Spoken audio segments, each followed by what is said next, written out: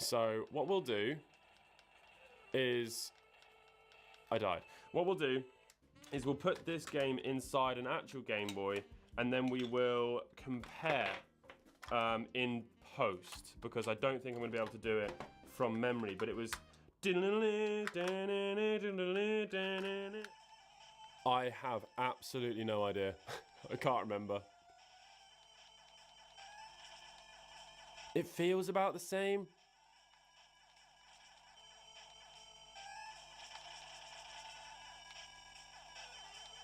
It feels about the same, but we'll only be able to know in post. So there we go, that was a scientific test. Let's go ahead and take a little look inside. Now I'm sure someone has done a teardown of this before, so this probably isn't going to be the first one on the internet. However, I'm absolutely certain that there can only be a handful of videos on this on YouTube, because these are just so rare. Now they are available to obtain on like Chinese websites. I think, is it Taobao that's one that sort of people buy stuff from frequently? However, even on those websites, these are still really expensive, because now the sellers in those parts of the world know that people from the West are buying these items on these auction sites and these, you know, these foreign websites, and these sorts of things are desirable, and they know that. So you're not really getting, you're not seeing like bargain prices just because they're on these local sites. They are still extortionately expensive. And yeah, if I was to put a value on this, my estimate would be that if this was listed on eBay, it would sell like that for £200. I think if it was listed at £400 with offers enabled, someone would probably come in between 300 and 350. You know, these things are incredibly desirable. Arguably 10 times more expensive than an original DMG Game Boy. So yeah, pretty crazy. I've undone all the screws. Here we go. I like even the little details like the batteries. You know, where it's showing the orientation of the batteries. You know, even in the original Game Boy, it has that. You know, the details of this are just astonishing. It's absolutely beautiful. I'm just in awe of how amazing this thing is. Whatever company knocked off the Game Boy that made the Game Fighter, they did a great job. So here we go. We can lift off the back. It comes off in one piece, which is unique. A lot of the time, you have the battery contacts actually in the plastic and then wires going to the board. So that's quite nice to see.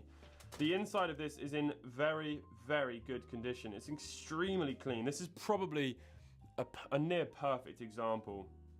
So yeah, that is the back of the board. The quality of it, it's obviously not going to be the same quality as a DMG, an actual official one, but compared to something like this, you know, I've taken apart a few of these knockoff Game Boys before. These are so cheap.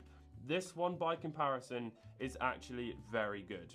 This is not a super low quality motherboard compared to some of the ones that I've seen, but my knowledge of circuit boards and such is not that strong. But to me, this looks fairly good. And again, just even the fact that something as simple as the battery contacts being hardwired actually onto the motherboard and connected to the motherboard, rather than having a couple of wires running off into little contacts that are stuck in the shell. Even a detail like that is quite nice to see. So yeah, this is really, really cool. Let's have a little look at the underside of it. I think actually on this one,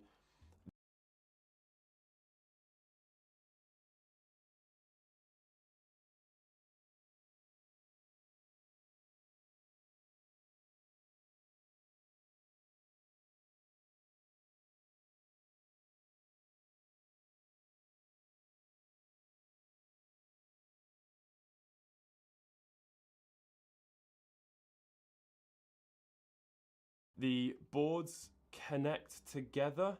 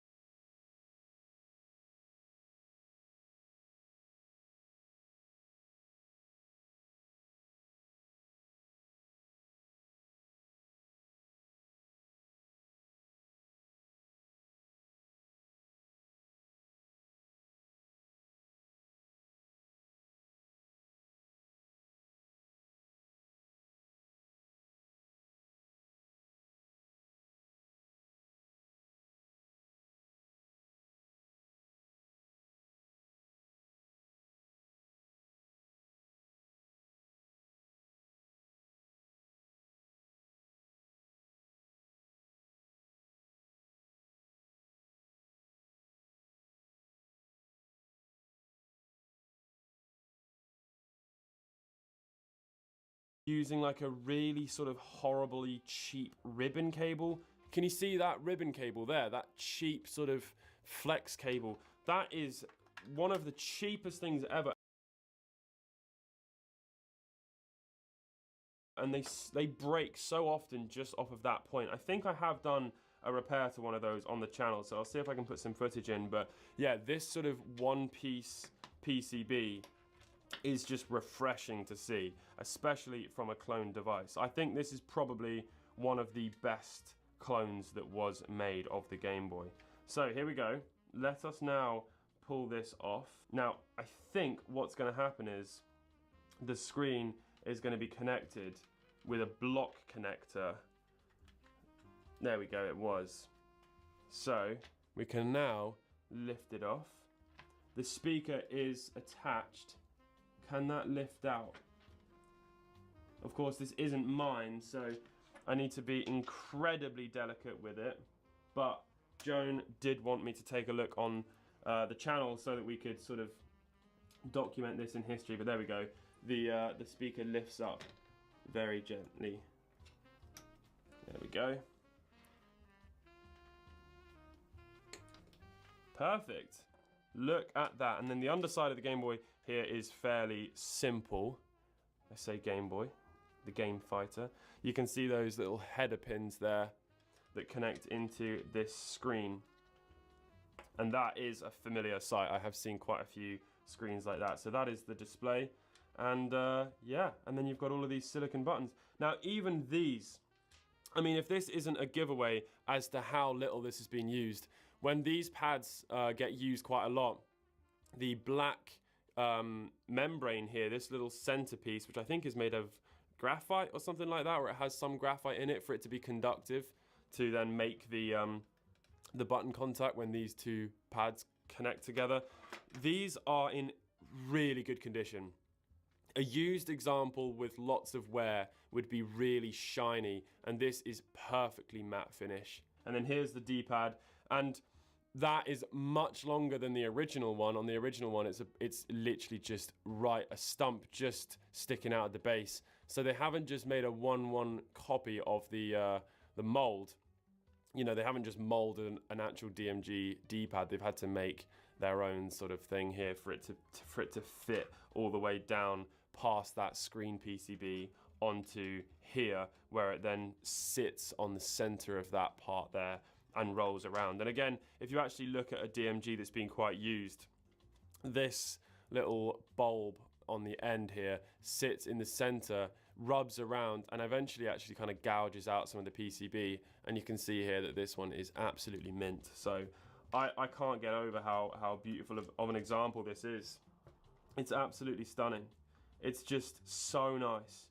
These membranes are very similar, if not identical, in size. Obviously, the D-pad, oh my goodness me, the start and select rather. Look at the length of those. That's about double the height. That's a very funny sight.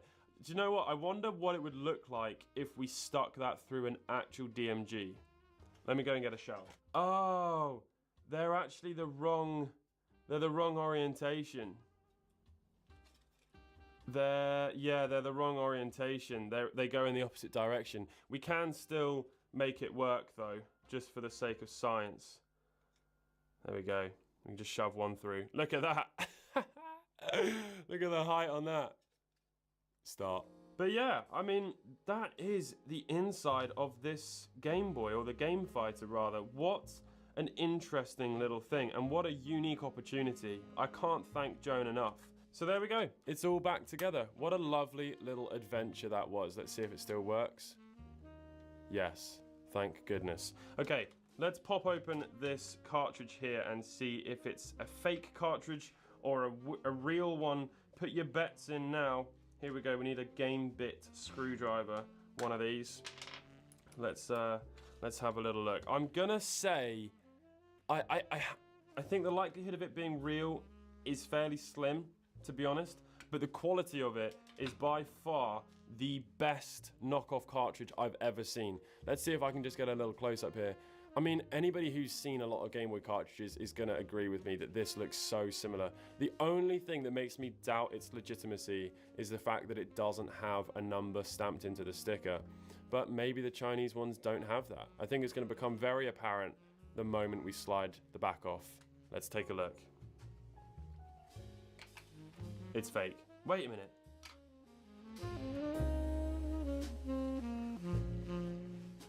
Wait, it is real. It is real. Because Manny, right there, is the Chinese Nintendo, like, license.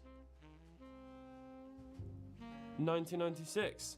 So this is actually a genuine Chinese PCB for a Game Boy. Would you look at that? This one, on the other hand, is a very fake cartridge. I wanted to pull this out because it just looks hilarious in the back of this. I mean, look at this. Look at the state of this. This one's quite interesting because there is a 6-way switch that actually switches between all of the different games here. So if we switch it to number 1, we've got Mario Land. So let's go ahead and shove this in. It's probably not going to work first time round. It isn't. There we go. We heard the ding. Teenage Mutant Ninja Turtles. Right, have I got this the wrong way around? Yes, I have. It's all the way over here for number 1. Well, that makes sense, I suppose, because the sticker for some reason is upside down, that this is all the way over to the left. Well done. Here we go. We're off. I can't work out if this is running at the right speed or not. It feels a little bit quick.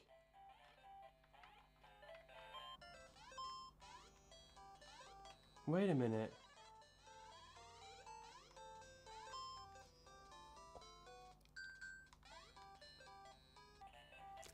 I think it is running at the right speed.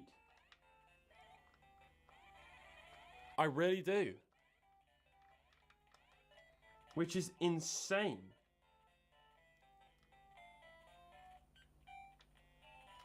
Because if we shove it into this Game Boy clone real quick and turn it on, see? That is way too quick. Also, I think the batteries must be low. They're flickering like mad.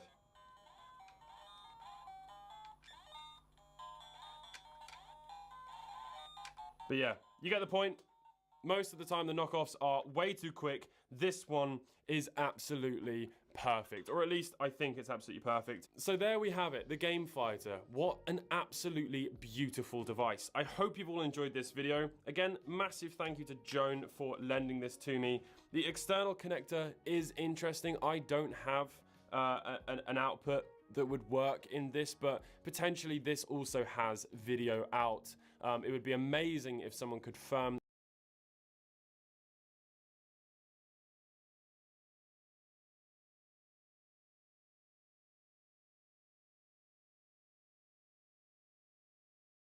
Today we're doing Cuphead Hater %, which is where you 200% complete the game with all bosses on expert mode, only the pea shooter for a weapon, no supers, no charms, no hit, every boss must be S rank, and every run and gun level must be pacifist. This challenge was originally created by speedrunner The Mexican Runner, when he kept getting people complaining about him using glitches in speedrunning, so he made a category that literally nobody could complain about. Now we'll start out by getting a coin from the tutorial and 3 from this person on the bridge, and then it's time for the root pack. Now to get an S rank on a boss, you need to take no hits, do at least 3 parries, use EXs 6 times, and beat the boss in under 2 minutes. So right at the first part, because these worms are very easy to parry, we can get our 3rd one right there. It also gets us a lot of cards. Now we can just finish this guy out pretty easily. Next up is going to be the onion, and here's where we're going to use a couple of our EXs. And like I said, we can't use any supers because those are things you have to unlock, but the EXs do come in Cuphead's base moveset, and you do actually need to use them to S-rank bosses, so those are going to be fair game. Now finally we have the Carrot, which is probably the hardest one out of these guys, but to be fair, this is the root pack. It's the easiest boss in the game, so there's not too much to worry about. It does suck not having a spread shot in this fight, but overall it is not too bad, and we just have to play kinda carefully before getting our knockout. Then you can see we got our S ranks, so we can move on. And next up we're gonna have Ribby and Croaks. Now this fight does increase the difficulty a little bit, and the main reason for that is that it's actually a little bit hard to get the time requirement. Like I said, you need to beat each of these bosses in under 2 minutes, and for this fight that can go badly if you're not careful. So I'm really gonna pay attention to trying to be fast, making sure we hit all of their attacks as soon as possible, and in this first phase we are gonna get our parries since it's one of the only places where you can actually get them. Now after dealing with a couple of those attacks, he's gonna roll out, and we're gonna have to deal with this attack where we just jump over the first one, duck under the other two, and we can keep fighting. Then he'll also use these ball attacks, which aren't too much harder. It's just about making sure you're never getting hit. Then after doing enough damage, they'll transform and become a slot machine, where for the coins we just want to jump over a couple, go under a couple more, and hit the lever, where this time we got the ball. Now for the ball, this is probably one of the easier attacks. All you have to do is jump and drop. This used to be a pretty hard attack for me, but nowadays I get it done pretty easily. And for spin number 2, we got the ball again, and here is going to be the important part of trying to finish this guy off in only 2 cycles. If it takes more than that, you probably won't get it in under 2 minutes, and that's S rank number 2. Now we have our first run and gun level, and like I said, this has to be pacifist. That means we can't shoot any of the enemies, but thankfully we don't have to do this one no hit. And that is very good, because one of these run and gun levels would actually be impossible if we did have to do it no hit, which I'll explain once we get there. But for here, I still do have to focus on getting all the coins, because even though we won't be using any charms or other weapons, we do have to unlock them, which is kind of sad. But here's where the level's gonna start getting a little bit tougher, because what we have to do is get one of these guys to throw a parryable ball, and then we can use that to go over the acorn maker. It's a little bit hard to get the timing, but we got it done. We can pick up our final few coins, and like you can see, that's gonna be a P rank. Now we're on to Goopy, and Goopy shouldn't be one of the harder bosses, and honestly he isn't. All he does is jump around. We just have to maintain our distance and sometimes duck under his attacks. First phase, probably the easiest. Then once he transforms, this is where we're gonna get all 3 of our parries, which is a very convenient place to get them too. And now for his big form, it's pretty much the exact same thing. Just go under certain attacks, duck under others. Now finally for his last phase, he turns into a gravestone, and we have to hit the face of the gravestone. All I'm doing right here is playing pretty carefully and trying to dodge out of the way whenever he does his head smash attack. It's honestly not that hard once you get the hang of it, and after just a bit, that's boss number 3 done. Don't worry, these S ranks will be getting harder soon, but not just yet, because Hilda isn't too bad. For this fight, it's going to be our first aerial level, and that means we have a lot more space to move around, but there's also a lot more things that can hit us. And the big thing is going to be these green guys, which I want to take care of as soon as possible, because they can't even shoot something that you can parry. The purple guys can, so we do want to keep them alive when we can. Then we will use the Bomb EX in this level, since it came with Cuphead's original moveset, so it's fair game. And that's good, because we will want to use it on this phase where she turns into like this Cupid guy, because that's going to do a ton of damage and get rid of this phase pretty quickly. Then after we deal with all those arrows, we're just trying to stay away from all this stuff, trying to get as many parries as possible. The sooner you get the parries, the better. I really don't like having to worry about them too late in the game. Finally, Hilda starts freaking out and turns into a moon, which we'll use another Bomb EX on, and then she's going to start extending her face, and then these UFOs come down. Now for the red ones, you can just move past them, and for the brown ones, you have to bait them out. I've played this fight way too many times, so pretty easy win, but that might just be our last relatively easy S rank. Before we get onto the flower though, we have our next run and gun, and for this one, it's very strange. I am super used to just completely murdering all these little guys, because they're so easy to just shoot, get out of your way, not have to worry about them, but in this one, I actually have to be careful. And then once we get to the end, we get a coin, and then in this section, there are going to be these bugs. These guys are kind of hard to dodge just because they go all over the place, but we just have to maintain our distance, go up, dodge all the log attacks as well,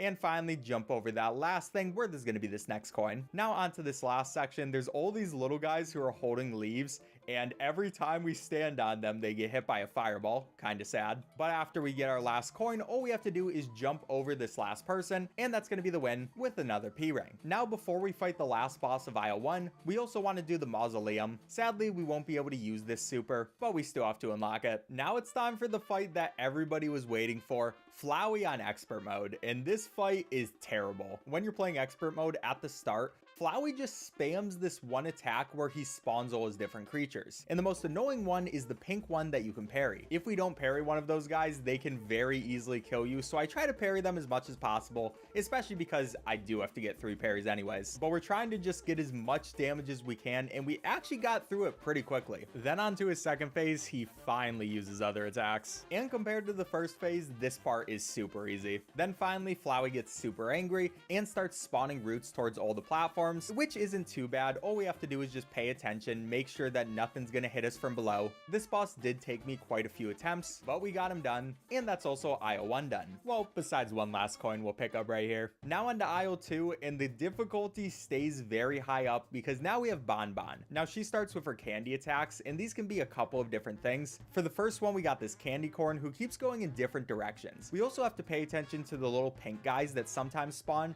and parry them because they're pretty much the only things you can parry in this fight. Next up, we got the chocolate guy or waffle guy. I still don't know exactly what it is. One of the easier guys, just got to keep your distance. And finally, we got the gumball. I do not like the gumball, especially in expert mode because he has 2 guys trailing him instead of just 1. So I did get a parry right there, which was really nice. But other than that, I just want to keep my distance, stay away, use some EXs when I can, and got him done as well. We also got our third and final parry right after he was done, which was really nice. And now it's time to take care of Bon Bon, which this phase is terrifying, especially when you have to beat the level no hit because she spawns her heads and this gumball, which gets rid of the ground. And sometimes she can spawn 2 heads at once. This is also a fight where you kind of have to pay attention to time. It is easy to not get the 2-minute time requirement here if you're not careful, but I didn't have a problem with this one. Another hard fight done. Now we'll save the barber guy over here because that's another requirement in this run before our next run and gun level, which this is the run and gun, which would actually be impossible if we couldn't take damage during them. Now it starts out with our trampoline boy, which I absolutely love this guy. He's just so adorable. Then we make it past all these guys rolling on balls, stuff like that. But after that section,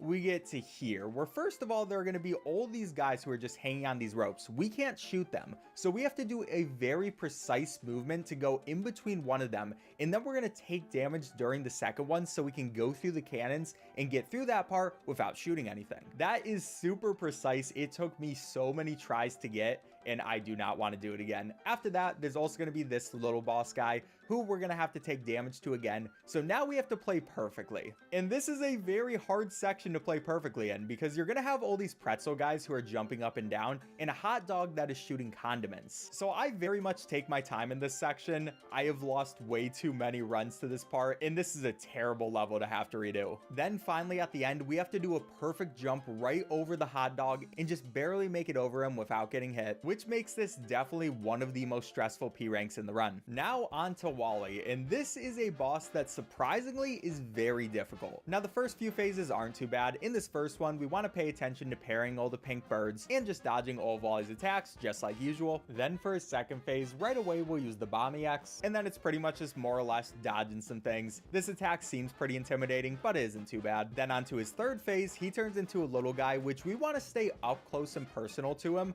That way we can get as much damage as possible. Then before his eggs come and attack us, we want to use a super, that way we get invincibility frames. Then we'll finish him out by getting up close and personal once again. And now it is time for by far the hardest phase of this fight. And that's because in this fight, you're supposed to have another ability, which is the bomb attack, but that doesn't come with your original moveset, so we're not allowed to actually use it. And that means we basically can't do any damage to Wally unless he's on the right side of the screen. This makes for a terrifying fight that takes so much time, and there were a couple different times where I beat the boss, but I didn't get the time requirement because of it. Overall, such a hard fight. I probably spent at least an hour on this one, but we got it done. The little birds get their dinner, and we get our S rank. Now we're on to the clown, and this guy, kind of annoying, but not too bad. He's gonna start out with his car attack. We want to deal with the ducks as they come because they can very easily hit you. Just jump over him, use a couple EXs like usual. But then we get to his next phase. Now, one nice thing about this fight is parrying the nose on the train actually counts towards one of your parries at the end. There are some things you can parry in this game which won't count towards that counter, but thankfully that's one of them, which makes this fight a lot easier to S rank. Then we have to deal with the train along with him being on one of his horses. Sometimes these attacks can be very annoying. The green attacks aren't too bad, but when he's on the yellow horse, and there's a train, it's awful. But we finished out that phase actually extremely fast, which was good because this is another one which I have to worry about time. Now finally at the end, he turns into whatever this thing is, and we're gonna start by shooting him up in the face before jumping on his different platforms and dodging the train. Then he'll start spawning little penguin guys, and what I like doing for this is taking care of both of the right guys and then leaving the left guys alive. That's because just dealing with 2 honestly isn't that bad, but when there's all 4 of them with all their baseballs, it can get very annoying, which you see right here as I accidentally left one of them alive. So we had 3. I almost died, but we stayed alive and thankfully finished him out. In this one, we were super close to not getting the time, but we finished it in 2 minutes and got our S rank. Up next is the genie, and right away he's going to use his jewelry attack, which there are going to be a couple parryable things. This is a pretty hard attack to dodge, but I've gotten better at it, and we can also end that phase with a nice EX. Then onto the walls, we see his face on a wall, we have to shoot through that, and then go through that gap. Next up, he has his coffin attack, which you can get a nice EX right at the beginning of it, since it's going to hit him multiple times when his face extends like that. After that, just dodging attacks, probably his easiest phase. I never really have problems with this one. Leading us to the replica phase, where he makes a replica of us. I know, it's beautiful. Tries to shoot us with it while his hat attacks us. This can be kind of annoying, but it is a great place for us to get a few parries in, and we were finally on to his last phase. Where in this one, I try staying towards the bottom so we can dodge his first hat attack, and then we just pay attention to where the pyramids are and either go up or down from there, which is pretty easy, and we get him done. Only one more S rank to go on aisle 2. Oh, we do also finish Mausoleum 2. Not too much to say about that one. And then it's finally time for Dragon. Now this fight is incredibly hard with our restrictions. First of all we have is the pea shooter, and in this fight it's really nice to have the lobber, especially on the later phases. But for this first one, what I'm gonna do is just try to pay attention to both his tail attacks, all of his fireballs, and we also have to get our parries within this first phase. The first phase is the only phase to actually have parryable things, so I just pay attention to when he uses his eye attack, and I try to get them as much as possible, which I was thankfully able to get 3. Then next up, his second phase is probably the easiest, because all it is his little guys jump up, and they always make a sound before they jump up so you know when they're going to. They're pretty easy to dodge. Then finally, phase number 3, and I hate this phase. First of all, he shoots a bunch of these fireballs, and if you hit them, then they spawn more attacks in all 4 directions, so that can very easily hit you if you're not careful. Then he's also gonna have this flamethrower attack, which we have to go to a higher up cloud, that way we can dodge it. But I was able to bring everything together and finally beat this guy. Another S rank done, but we're only getting started on how difficult this run is. Now we'll grab another hidden coin, and then we're on to the other run and gun in aisle 2, and this is a pretty easy one. Starts out with all these cars we dodge, then we have this wall, and what we have to do is jump over the cars it spawns and then go in its mouth. Then in this next section, it's pretty much just about dashing through some things, getting a couple coins, and trying not to get hit by the cannonballs. Followed by this part where there are all these moving platforms. There are different musical instruments that use music attacks, kinda rude of them. And I did get hit a second time in this section, but I still made it through to the end, where there's gonna be one last gigantic wall, and like last time, it's gonna use an attack where it opens its mouth, then we can go in that open mouth. P rank number 4 done. Now on to aisle 3, and we start out aisle 3 with a bang, because we have to fight the bee. Beating the bee with only the pea shooter is so difficult. This one took me a couple hours to finally do. It starts out with this security guard, which we just have to pay attention to not getting hit by any of his attacks. Not too bad at the beginning. Then the bee will actually come out, and it started out with her ball attack, so we were able to get our second 2 parries right here. Next up is her middle attack. I try staying up as high as possible, and sometimes I jump to dodge the projectiles, and other times we can duck. Then she came over to the right, where this time she spawns a triangle. I just try to generally stay out of the way here, and then it's the middle attack again. Same old, same old. Then finally she brings out a book and transforms into an airplane, which is where this fight actually gets difficult, because what we have to do when we only have the pea shooter is constantly be shooting down. Now, one of the hard things about this is if you're aiming down and then you press jump, then you're gonna go through the platform. So I have died multiple times just to that, and I've had to get really good at making sure I stop aiming down before I actually jump. It took me so long to learn how to do this fight, especially because in speedruns, you can pretty much skip this phase entirely.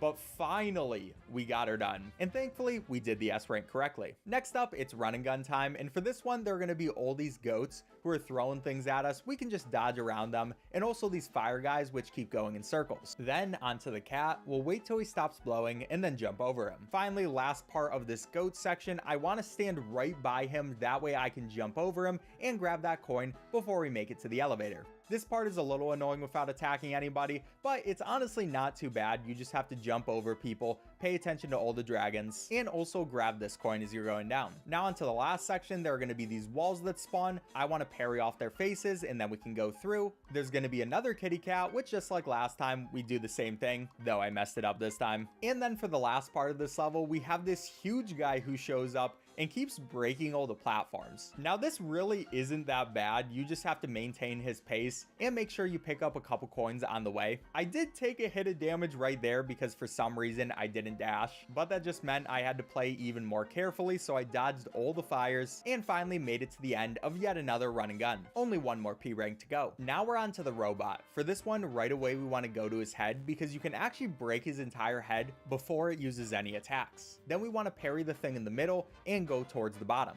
Here we're going to take out the entire bottom section, which just requires a little bit of attack in there. It's going to start spawning these bomb guys, but we can take them out, explode them before they get to us, and also aim for his middle section, which is where it's going to show his heart. From here, it's pretty much just keep shooting at the middle section. He is going to spawn in a magnet, which pulls you towards it, but I can maintain my distance, get him onto his second phase, and use a bomb EX on his flying head. Then we still have to do a little bit more damage to his head before he gets onto his last phase. And this phase is definitely the most annoying phase of the entire fight because it's just really long. It's not even that hard, but you have to do it for so long. Just stay alive, worry about every single projectile, and yeah, I'm not too much of a fan. But we can get a few more parries here if we do need them, and eventually we got him done. And that was honestly one of the easier S ranks on Isle 3. Next up, onto Sally's stage play, we want to get really close to her because a lot of times she'll just jump over you and it's really easy. She'll also use her heart attack sometimes, which we can get a parry with. And yeah, first phase altogether, we get 2 parries and it wasn't that bad.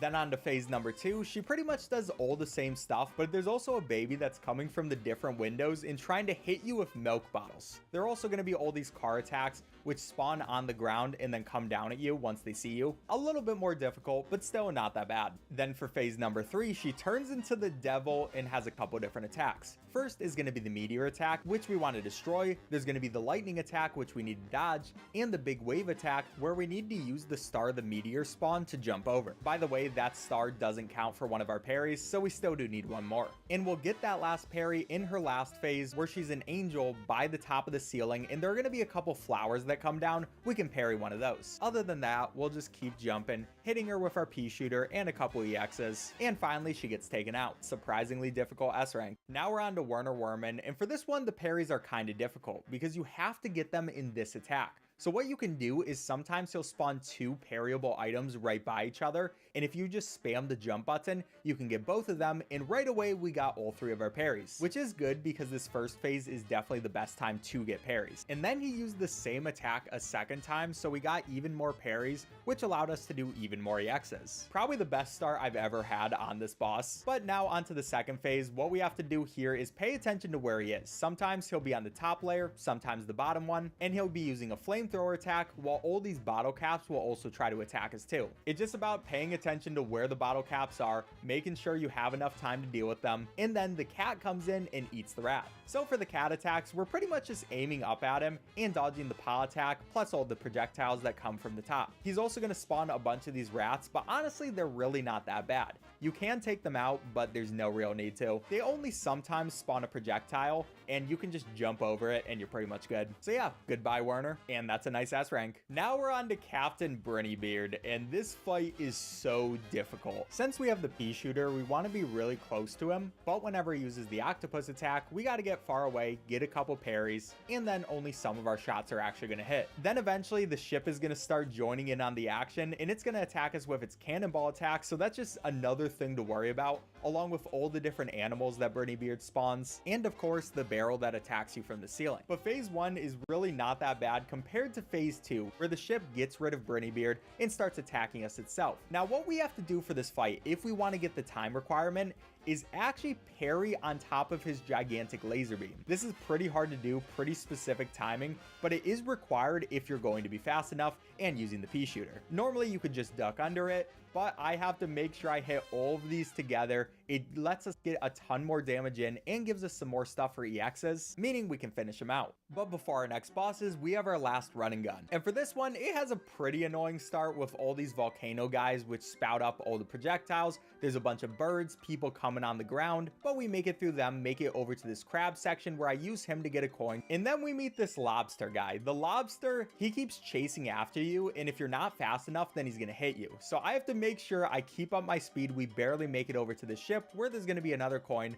but now we have the hardest part. There's gonna be this fish guy, which when you hit the top of his head, he spits out a cannonball, and we have to use that to take care of any boulders that are in our way, while also not getting hit by all these flying guys that just keep coming after you. They are terrifying. It is very important you keep all your HP up for this section, because without shooting, this part is definitely the hardest. I did end up getting hit twice here, but we finally finished it out, and that'll be our final P rank. Now we're on to Cala Maria, and this fight is our next airplane level, where it is a little annoying in expert mode. She has a couple different attacks she can use right at the beginning, and it is a good place to get our first parry, but she started with the fish one, which was nice because she couldn't chain 2 attacks together. I can't say that for the next attack though, because she starts spawning all these guys coming up from the bottom, along with these ghosts which come after us. Kinda hard to dodge, but we did it and got the rest of our parries during it. Then she combined the guy who sprays you upwards along with her electric fish which fly around. Pretty easy stuff to dodge. And finally, the last thing of her first phase, she combined the turtle and the ghost again. Just barely dodged everything, but we got the first phase done. Now she goes full Medusa mode and starts turning us into stone, along with having all these eels which will attack us too. So what I want to do is just try to maintain my distance, and I almost got really unlucky here and got turned into stone before getting hit by one of the eels. That could have been very bad,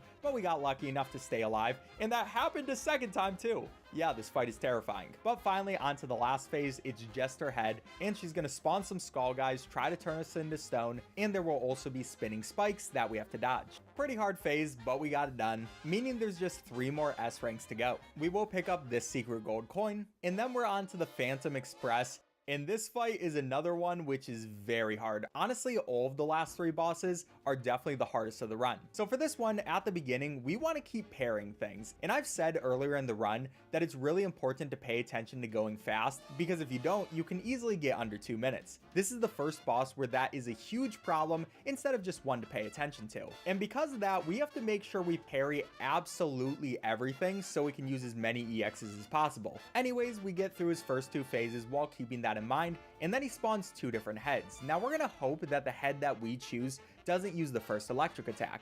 Thankfully, we got lucky here, so we can take out the right one and then go over to the left. You're gonna have plenty of time to go over before he uses another attack, so we can do just that. And there are also gonna be all these ghost guys, forgot to mention them, but we have to hit them, and then they'll also spawn parryable attacks too. Now we're adding all that together, making sure we have tons of EXs, and finally it's time for the last phase where we have to parry this guy's tail and then hit his furnace heart. Meanwhile, there's going to be fire coming down, there's going to be a bone attack, sometimes there are going to be pumpkins that are dropping more parry things. There is so much that goes on in this phase, and it's absolutely terrifying. This fight took me so long to do, but finally it's done. Only 2 more S ranks to go. But before those, we're gonna grab this coin by the casino and do Mausoleum 3, where our only real thing we have to worry about is getting 4 parries in a row without touching the ground. So we will get that super, and then because we did all 4 of those parries, we can come to this guy and he's gonna give us a coin.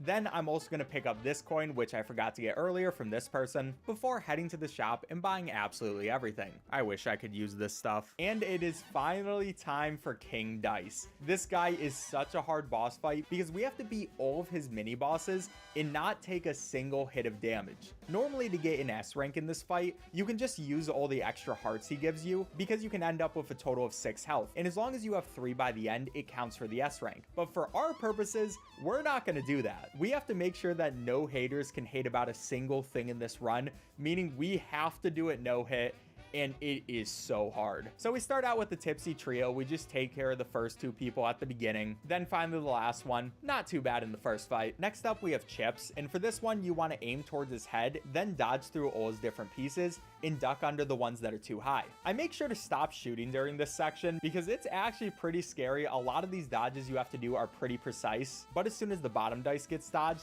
you can just duck under the rest of them. And this fight went pretty well. Next up is Mr. Wheezy, and this guy's gonna shoot these fireballs at us that we can pretty easily dodge just by knowing their patterns, and every once in a while he's gonna switch sides, so we have to make it to the other side while dodging all the flying creatures. Probably the easiest King Dice mini boss. Now fourth is gonna be Pip and Dot, and this fight is surprisingly difficult. I honestly thought this would have been one of the easier ones, but I have lost quite a few runs to this boss just because there's so much going on. The spiky floor at the bottom can sometimes be annoying. They're all the projectiles they spawn, and it's just a fight you have to really pay attention to, otherwise things can go very wrong. And now we're on to Hocus Pocus, and this fight is so difficult. Now normally you'll have smoke dash in this game, and this fight isn't too bad, but when you don't have it, it becomes very hard. You'll see that sometimes he spawns his skulls in a way where you have to go diagonally down, and those inputs are very hard to do consistently. I become a lot better at them just from doing this fight, but this guy is probably the #1 run ender for me within King Dice. Next up is the Horsey. This is a plane level, and it's kinda bad, but not too bad. There are gonna be the blue riders at the bottom, and they'll hop up and try to hit you, so we have to pay attention to those. And there's also gonna be these presents which transform into multiple horseshoes, but they move really slow, so they're not too bad. This fight can sometimes go badly, but definitely one of the easier ones. Now we have the roulette table, and other than the rabbit, this is probably the hardest boss. And that's because right at the beginning, we have to jump through all her attacks, and then she uses this ball attack, which you have to jump through the opening. It is so precise to do that, and yeah, this fight is terrifying, but we got it done. Now we have the 8-ball, and in normal mode, this fight isn't too bad, but in expert mode, it actually kind of is. He sometimes uses magic attacks on you, and there are also going to be all the cube guys who jump around, but just pay attention to them, and you're probably going to be fine. Only one more mini-boss to go. And that mini-boss is Mr. Chimes. I hate this guy with a passion. So what you have to do is match his cards together, and then he's going to go into attacking you with music attacks before we have to do another card thing and basically continue that process. I guess I don't despise him that much, I just would never be friends with him, he takes so long. But finally we got him done with still all 6 of our HP, which meant we just had to hit a 3 on the dice. And now it's time for the final phase of King Dice, where you have to keep jumping off his cards while shooting upwards and just staying alive. Oh yeah, one thing I should mention about this fight is obviously, unlike the other fights, you don't have to beat it in under 2 minutes. In this one, I think it gives you like 10 minutes, because I mean, this is like 10 total bosses, so it makes a little bit more sense. But yeah, we're just paying attention to where the cards are, using our dash whenever it's vital, and using a bunch of EXs that we get pretty fast since we do a lot of parries. And that is second to last boss done. Finally, one more to go. Okay, so I thought that King Dice would be the hardest boss in this challenge, but I was very, very wrong. The Devil surprisingly took me the most amount of time of any boss. Even though King Dice is 10 bosses in one, this fight is just so hard when you have only the pea shooter. Now it starts out with us just trying to stay in the middle, and the Devil can use a bunch of different attacks. This time we got this ball attack, we just have to jump over them when they come through, and they're also going to be the little Devil guys, which you can just jump over or shoot if you need to. Next up we got his spider head attack, which I just go to the side and make sure we dodge it nice and easy. And you'll see at this point he's finally going into his skeleton form since the little guys stopped showing up, and we got to go down. Now this part is probably the easiest phase. I do not remember the last time I actually lost to this phase, and it's also a great time to get parries since sometimes he'll use that bomb attack. The other attack he has is going to be this axe. We just have to go to one side, dodge it nice and easy, and yeah, it's really not that bad. We can then get our second bomb right there, which means we have 2 parries now, and get him onto his next phase where he starts getting angry. And here is the worst part of the fight. There is so much coming at you in expert mode. We do get our next parry right there, so we are good on parries. I have lost way too many runs to this part, and yeah, it's just hard. But eventually, after we shoot him enough times, he's gonna start crying, and we just have to dodge his dice attacks by going over to the side, making sure we also dodge his tears. And there we go. Finally, we knock him out and get the very last S rank of the run. But I mean, this is hater percent, so let me know in the comments if there's still something you hate about the run. And also subscribe if you enjoyed. Bye.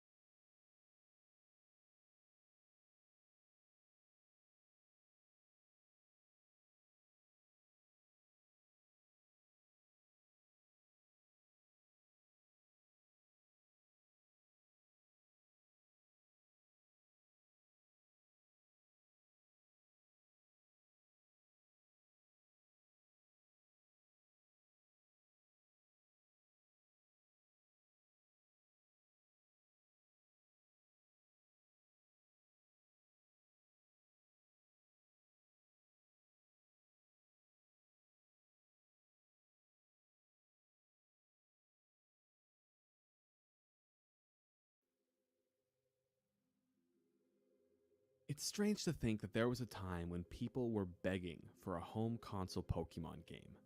Generations of consoles went by, the Nintendo 64, the GameCube, the Wii, and while they all have their Pokemon adjacent games like Pokemon Tournament, Pokemon Puzzle League, Pokemon Rumble, if anyone remembers that Wii Shop exclusive, but none that you could call an actual mainline Pokemon game. Pokemon had been relegated to handheld consoles since their inception on the original Game Boy, and they were mainstays of all the handhelds that followed, from the DS through the 3DS and then to the Switch. Now, the Switch is an interesting case because it serves as a dual functioning system, both handheld and home console packed in one. When Pokemon Sword and Shield came out in 2019, and I'm not forgetting about Pokemon Let's Go, but that is a whole other experience. It was the first actual mainline Pokemon game for what could be considered a home console. And for the sake of this video, I'm going to consider it one. Since Sword and Shield, there have been other releases, including Scarlet and Violet and Legends Arceus, but what I purposely left out for the sake of this video, and for the sake of mystery, is that none of those were actually what I would consider to be the original first mainline Pokemon games for a home console.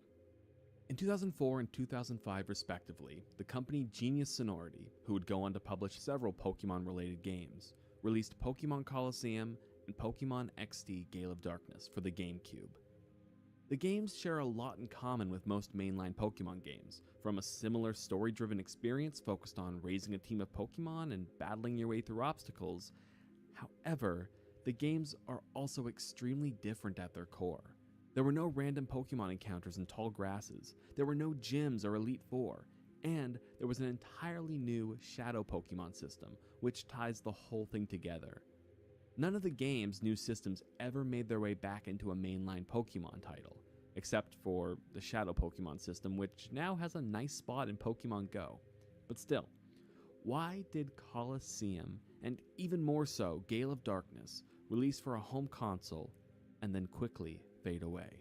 I'm sure if you ask an actual Pokemon fan, like someone who has made it a point to play even the most recent Pokemon games, they can recall Coliseum and Gale of Darkness. But ask the layperson or the casual gamer and they might not remember it. The games aren't held up on the same laurels as the other generations of their time, Ruby and Sapphire and the follow-ups Diamond and Pearl. I'm in a weird spot with this though. See, I have been forced to remember Gale of Darkness every day of my life. Now, I know that sounds weird, but when my mom got my brother and I a GameCube, sometime around 2005, she got us the Gale of Darkness Special Edition console. So, to this day, every time I look at my game shelf or my consoles and I go to play a classic game, I am met with the face of the game's legendary Pokemon, Shadow Lugia. Even more so, I still own the game from when I was a kid. And I even have the original game guide, which sits on my bookshelf alongside other guides from the time. So no, I'm not actually forced to remember it, but it has been an integral part of my gaming journey, and it's a game that I remember fondly from my childhood. Which brings me to the question I want to look at today. Why didn't the game stick around in the collective gaming consciousness? What didn't work for the games that they never got any sequel or any sort of modern references aside from the addition of one of their systems in Pokemon Go? A system that I doubt a majority of players realize came from a GameCube game. If you've seen my other videos, you know that I love exploring nostalgia. And if you haven't seen my other videos, well, you can go back and watch them after this. But today, I want to delve back into specifically Pokemon XD Gale of Darkness and explore what works and what doesn't, and maybe come up with some theories for why the game didn't stick around. You know, aside from the fact that it's now on a retro console, and a copy of the game can cost upwards of $200, which, weirdly enough, is more expensive than the limited edition console I got it with. I'll also go into Pokemon Coliseum a little bit because it is important for the lore and it shares some of the same systems as Gale of Darkness, but I'm much more familiar with the latter, and I think in the end it utilizes the new systems better and more fully, and it'll help paint a better picture of why the games didn't stick around, because I do think there is a common reason. So, with that, Welcome back to Victim of Nostalgia, the series where I delve back in time to explore the media that I loved as a kid and see if it actually aged well, or if I'm just blinded by the rose-colored glasses of fond memories. Let's talk about Pokemon, the forgotten GameCube generation. Pokemon XD Gale of Darkness and Pokemon Colosseum take place in the Ore region, a mostly desert region without wild Pokemon. For the most part. I'll get into that later. I always imagined it in my head as being located somewhere between the Johto and Hoenn regions, which is where a majority of the game's Pokemon come from. Instead of playing as a new trainer who's setting out on a mission to take down the gyms and beat the Elite Four, instead you play as a character dedicated to recapturing and purifying Shadow Pokemon. What are Shadow Pokemon, you might ask? Well, in the Ore region, during the events of Pokemon Colosseum, we learn about Team Snag'em and Team Cypher, who began stealing Pokemon and locking off their hearts, creating ruthless Shadow Pokemon. Which, now that I think about it, are basically just Heartless from Kingdom Hearts. Crossover? In Pokemon Colosseum, you play as Wes, a former member of Team Snag'em, who were a gang of thieves whose main goal was to steal Pokemon using special Snag'em machines, allowing them to capture trainers' Pokemon mid-battle. Throughout the game, you learn that Snag'em has been working with Team Cypher, who would take the stolen Pokemon and transform them into Shadow Pokemon. Throughout the game, your goal is to rescue the Pokemon and purify them. I'm also trying not to spoil too much in case you want to go back and play the games, so I'm keeping the lore as broad as possible here, but now that you know what happened in Colosseum, let's talk about the sequel, Gale of Darkness. The game takes place about 5 to 10 years after Colosseum and opens with a ship at sea that's suddenly attacked by mysterious enemies and an even more mysterious Shadow Lugia, who kidnap the entire ship and carry it away.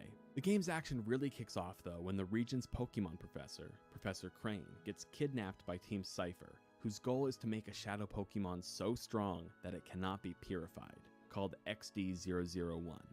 The player, whose default name is Michael, must find Team Cypher, save the professor, and stop them from creating an unstoppable evil. The player is presented with a Snag'em device, once again allowing the player to steal other trainers' Shadow Pokemon for the sake of purifying them.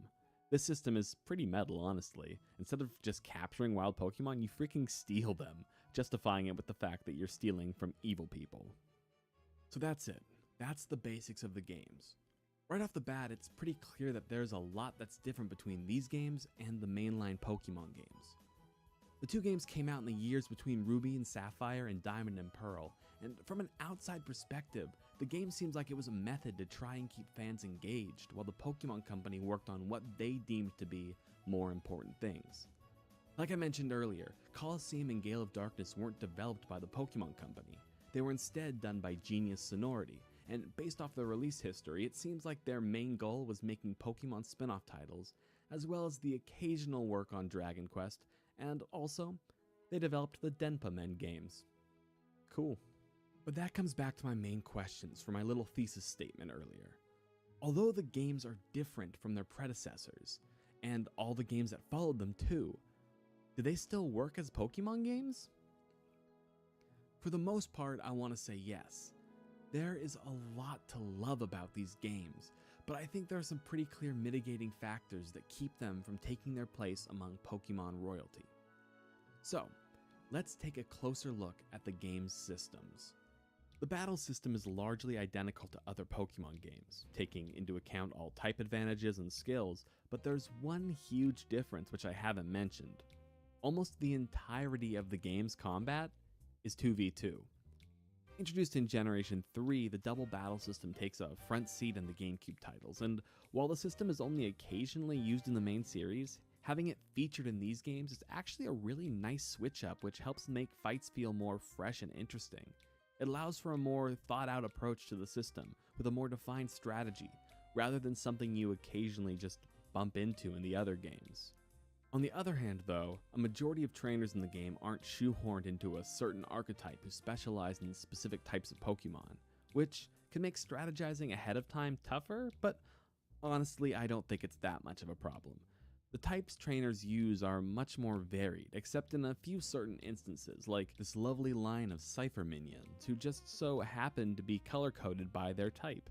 But for the most part, trainers types aren't limited to a certain element or aesthetic. Lore-wise, that actually makes a lot of sense for the Ore region too. I mentioned earlier that there aren't any wild Pokemon in the Ore region. Instead, Pokemon are usually shipped in from other regions, hence the abundance of Hoenn and Johto Pokemon. A lab tech points this out near the start of the game as he gives you Pokeballs. They don't directly address the lack of wild Pokemon, but one NPC in Pyrite Town does offer up a throwaway line about how the Ore region is too caustic for wild Pokemon, which honestly raises more questions than answers, but that's really something for a different deep dive. At the time of Gale of Darkness, though, there actually are a few places where wild Pokemon can be found, called Pokespots. They still aren't your typical Pokemon experience, though, with fumbling around in tall grass till you get assaulted by a wild creature. Instead, Pokespots operate by putting treats on little plates, and occasionally you'll be notified that a Pokemon is at the Pokespot, requiring you then to rush to the Pokespot so you can capture it. This allows players to capture non-Shadow Pokemon, which boosts the game's Pokemon variety a little bit. Now, along the lines of the games not having the real quote-unquote wild Pokemon experience, the games are also streamlined for a more straightforward experience. Instead of traveling to different routes to make your way around the region, the games operate on an overworld map system with specific locations you can choose to visit. The locations are unlocked as the story progresses, which keeps things more straightforward. Whenever you leave a city or map location, you are then taken to the overworld map, where you select your next destination. In both games, you are then treated to a short cutscene of the player traveling, either on a motorcycle-like vehicle in Colosseum, or on a moped in Gale of Darkness. And there's something so funny about this young child just fucking mopeding his way around the world of Pokemon. I will say, it did make young Andrew want a moped more. I actually like this system. In Pokemon, traveling the different routes can feel tedious after a while until you unlock abilities like Fly, which allow you to fast travel. However, I don't think that it's the best solution to the tedium problem, and I actually think Sword and Shield did a really good job with the addition of wild areas. They give the player a much more open region to explore while also speeding up travel time between big cities. Those games do still have typical Pokemon routes and caves, which have been and always will be the bane of my existence. I know this is besides the point, but Zubat is my all-time least favorite Pokemon, and every time I am forced into a cave in a Pokemon game, I fear for my life that I will be forced to see that damn bat over and over again. But back to what I was saying. Sword and Shield did a really good job making even the routes feel more explorable, but also more manageable until you unlock better ways to travel, and I really appreciate how that's all done. Colosseum and Gale of Darkness felt like a step in the right direction, but also an overstep, and it took time, but I think Sword and Shield were a great step back that they needed. It only took them 15 years to get there. So one final question probably remains. With no routes and a far more limited amount of wild Pokemon, how the hell do you make sure your Pokemon are leveled up enough for battles? The games do a really good job of making sure grinding isn't needed, at least for levels, but since there aren't routes where you can level up and train your Pokemon, trainers are actually the main way of leveling and training. A vast majority of trainers in the world are actually infinitely fightable, meaning you can keep battling the same trainers over and over again. And while I don't hate this idea, it's kind of fun to train and see how quickly you can beat people, it also feels like a part of that overstep, and the idea needed to be dialed back a bit more. In other Pokemon games, you're usually presented with an opportunity to refight trainers later in the game. Typically, they'll have stronger teams, and it really feels like the world has grown at that point. But I think being able to fight against trainers repeatedly does give you, as a player, more opportunity to work on your actual battling skills against a more realish opponent. But having it as the only option isn't the best. Now, I should probably address the elephant in the room. The one system which remains in use today, even if it's just in a mobile game. Shadow Pokemon. The Shadow Pokemon system, while unique and interesting, has some flaws that I'm not a fan of. Basically, in both games, there's a system where the player is able to spot Shadow Pokemon in battle and then capture them, the same as wild Pokemon in other games, and that's all well and good. Plus, the added ability to repeatedly fight trainers means that in most situations, if you fail to catch a Shadow Pokemon or accidentally defeat it, you're able to try again. There's also a failsafe in place, but we'll talk about him in a little bit. My main problems with Shadow Pokemon is the purification process. The process feels quite tedious, and even once you unlock a more automatic method for purification, it takes away a bit of the fun of truly training a team. So the way it works is shadow Pokemon, instead of having an XP bar, have a shadow bar, which moves backwards, and once it reaches empty, they can be purified. The ways to reduce the shadow bar are keeping the Pokemon in your party and doing battles, using special cologne scents, or eventually, once it's unlocked, leaving them in a purification chamber, which slowly sucks the shadow out of them. The tedium can be felt right off the bat in Gale of Darkness, as soon as you get your first shadow Pokemon, Teddiursa, who I love. Pretty much your first goal after getting Teddiursa is going to Agate Village to use their ancient purification stone, a process which requires going through several battles to reach the stone. The main problem I have here is even if you have done every single possible battle up to this point, without fighting trainers multiple times yet, your Pokemon won't be ready for purification, and it almost sucks the joy right out of you. That horrible feeling when you fought all the way there, only to be told you can't actually do it yet, and you now have to go back and use colognes or keep battling the same trainers repeatedly until they are ready. It really puts a damper on the speed and enjoyment of the story.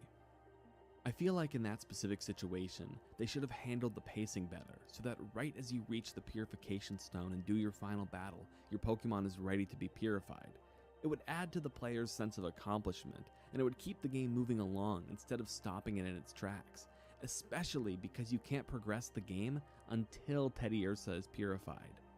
Now, that's really only a problem at the start of the game, but you'll notice that Shadow Pokemon can be a little overwhelming too, especially before unlocking the purification chamber. Your team and then your Pokemon storage boxes will quickly begin to fill up with Shadow Pokemon, and at that point you might be thinking, well, how the hell am I supposed to deal with all these?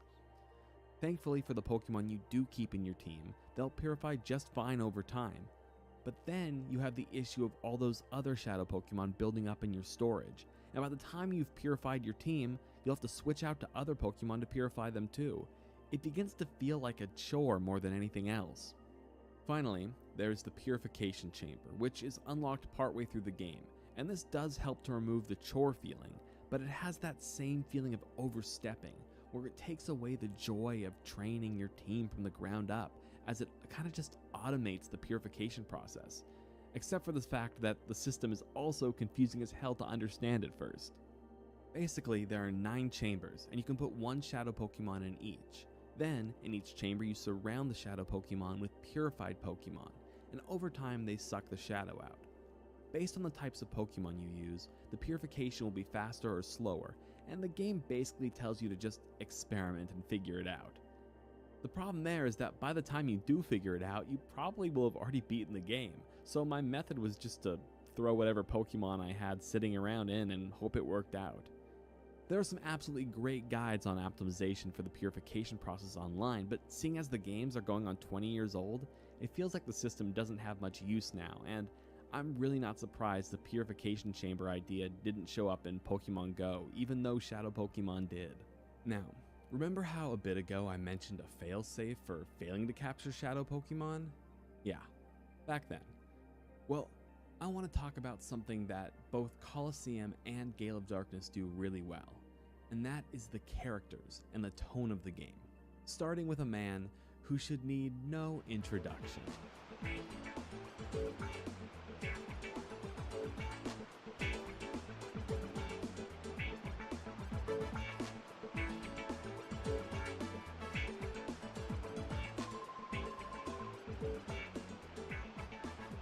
Mirror B might be the single greatest Pokemon character of all time, hands down. I love everything about him, from his design to his perfect theme music in both games, literally 0 notes. Mirror B is one of the villains in Colosseum, and he's kinda like a side villain in Gale of Darkness. His main role in Gale of Darkness, though, is to provide players with a way to catch Shadow Pokemon they might have missed. Basically, whenever you bump into him, or track him down, throughout the game, his team is made up of Ludicolo and Lombres, and he will have one Shadow Pokemon the players missed.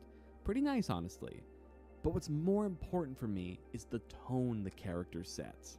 He's silly as hell, but he takes himself so seriously, which might be my favorite villain archetype. But it's also a great showcase for the world of these games. they're hyper stylized, over the top, and incredibly unique when compared to other Pokemon games. That isn't to say that the main series Pokemon games don't have their moments, because they absolutely do have shining, silly moments, but what I love about Gale of Darkness and Colosseum is that they're closer in tone to the Pokemon anime and movies. From a nostalgic point of view, this is the Pokemon game I would hope for after watching the anime. Although I had it the other way around, starting with the games before the show, but after watching the show, I hoped for a game with the same kind of humor. Characters like Mirror B and honestly a lot of Team Cypher remind me of the Jesse and James antics from the show, that over-the-top cartoonish villainy that goes way beyond extreme. Like I said though, the main games do have silly moments and sometimes have silly villains, but a lot of them end up feeling bogged down in the serious nature of what they are trying to achieve. Like Team Aqua trying to flood the world, or Team Plasma trying to start a new world order, stripping trainers of their Pokemon. What's really funny is that the more I wrote this script, the more I realized I fundamentally like Sword and Shield as games, even though I used to not think of them as highly. Team Yell, although later proven to not actually be evil, matched the tone of the show in the same way. Just extremely goofy. I want more of that in Pokemon games. Maybe it's time for me to replay Shield now. But back to what I was saying about the characters and also the world. Other than the villainous characters, the NPCs found roaming the towns help make the whole world feel more alive. Or, I guess lived in would be the better term. Instead of the various tutorial-y NPCs you find in other Pokemon games, you know, the ones who like to drop the not-so-subtle hints about what the player should do. And there are definitely some of those in these games. That isn't a total knock against the concept, but they're well balanced out by other NPCs who actually help to provide context and depth to the game. The Ori region as a whole feels more cohesive than other Pokemon regions. I don't know how many people have actually thought about Pokemon world maps, but let me just say a lot of them are pretty nonsensical. You'll go from nice lush greenery to being in a sandstorm in the blink of an eye. Again, it's not actually a problem in the other games, it's just another opportunity where you have to suspend your disbelief. But the Ori region feels like it's all one connected world, most of which is desert, but even with that, you could see how you move from one place to another. From the coastal city of Gadian Port, to the desert oasis that is Fennec City, to the rocky terrain of Pyrite City, and even grassier areas like Agate Village. As you move through the world, you get some of that more natural, gradual change between regions. You don't just leave a sunny forest and end up in a snowstorm on a mountain. I want to give a shout out to the people who designed this world because it was a unique opportunity to have a Pokemon game where the players don't walk from city to city on different routes. And I think that gave them more opportunity to make everything feel more cohesive and connected. And they did a really great job with it. Now, I've talked a lot about the things I love in this game, and some things I think don't work so well. But if I'm being totally honest, looking past the fact that these games are on a console that's now considered retro, which makes me feel so old, and the fact that they've never been ported and in general weren't that popular even in their own time, I think I know why the games didn't stick around like other Pokemon games and the different generations of their time. And that's because at their core, Colosseum and Gale of Darkness lack identity as Pokemon games. Now what does that mean? You just heard me go on and on about the amazing tone of the game and the unique world, but the truth is, when it comes to Pokemon games, there's something more important than those things. And that is the actual Pokemon that are in the game itself. And what Colosseum and Gale of Darkness are missing are any unique and defining Pokemon. When people hear there's a new Pokemon game coming out, there's most likely some excitement about what new Pokemon might be coming out too. And there's an extra level of excitement about what new starters there'll be. That's what I think really set the GameCube games behind. They weren't able to capitalize on that excitement or generate any new defining Pokemon to be remembered. When you think of a Pokemon, especially a starter, you often tie them to the generation they came from. For example, Mudkip is my all-time favorite Pokemon, and I can't unassociate it from Gen 3 because that's where it came from. Same with a Pokemon like Oddish. I'll always associate it with Gen 1, or Hoot Hoot from Gen 2. There are no Pokemon that you see and think, ah yes, that's from the Ore region, because there simply are no new Pokemon. I haven't mentioned it till now, but in Pokemon Colosseum, your starter Pokemon are Umbreon and Espeon, and in Gale of Darkness you get an Eevee, which adds more freedom, but still lacks anything new. The GameCube games piggyback off the generations before them, which I think had a negative impact on the game as a whole. Now, there are some games that get away without new Pokemon, games like Mystery Dungeon or the Ranger games, but the important difference there is that those are complete different games with different playstyles. Colosseum and Gale of Darkness, although different, are essentially the same experience as a mainline Pokemon game when it comes to their battle system and parts of the gameplay. The problem the games had was that they didn't do enough to differentiate themselves from other games. They weren't different enough to be remembered for their gameplay, and they didn't introduce new and different Pokemon. I talked about it near the start of the video, but I would consider Colosseum and Gale of Darkness to be the first mainline games for a home console. Not because they were trying to be though, but because they didn't do enough to not be. Pokemon has always come down to a formula. It's the biggest complaint I hear from people whenever a new Pokemon game is coming out. What's the point of buying it? It's just the same game with a different coat of paint. And to a certain extent, I agree. The games are formulaic, but that doesn't make them bad by any means. Colosseum and Gale of Darkness occupy a weird space because they are those different games, the one that players complain about not getting. But they did get them. They did get a different game, one that changes the standard systems to be something new while still holding on to that ounce of familiarity. But they didn't sell. Colosseum sold just over 2.4 million copies, and Gale of Darkness sold even less. Compared to the generations that surround them, that's barely a fraction of the over 70 million copies sold by the third and fourth generations combined. My standards for what makes a mainline Pokemon game are probably looser than others. You don't have to agree with me on that point, but what I really want you to see is that the forgotten GameCube generations tried to be something different, and it had so much potential, but at the end of the day, it fell flat because of the fact that they didn't step far enough. Which is funny because I even said earlier the games overstepped in certain areas. They just weren't the right steps. I want you to imagine a world for a second where Pokemon Colosseum and Gale of Darkness came out, but they were treated like a new generation, with new Pokemon, new starters, but they also maintained all the new systems as well.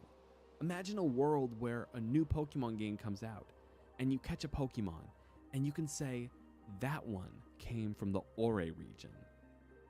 Sadly, that isn't the case, and it won't be, but just imagining that world for a moment makes me happy. We've seen Pokemon remakes in the past, though, for mainline games and even re-releases for the original Mystery Dungeon games. But why are we not getting Gale of Darkness or Colosseum remakes? Or even just re-releases? Nintendo has been making its way through console generations with their Switch virtual systems. If we get a Nintendo GameCube pass, my hope is that we see one or both of these games available for a new generation of players to experience. I could go on about this and make a plea, but I don't think I need to. I had a ton of fun replaying these games, experiencing them as an adult. Colosseum and especially Gale of Darkness hold up extremely well all these years later. The games are fun and have enjoyable and unique stories, and they're definitely worth the revisit all these years later. To a certain extent, I even feel a little honored to still own a copy of Gale of Darkness and to have the fond memories from my childhood that I do. But more so than that, I want other people to remember these games. Whether you're someone who played them as a kid, someone who rented them from a Blockbuster, or someone who has heard of them in passing, or even just someone who's just learning about them right now.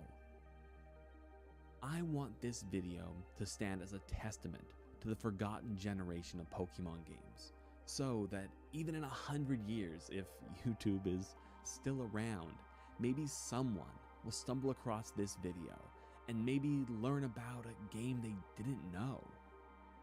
Or maybe we'll get remake.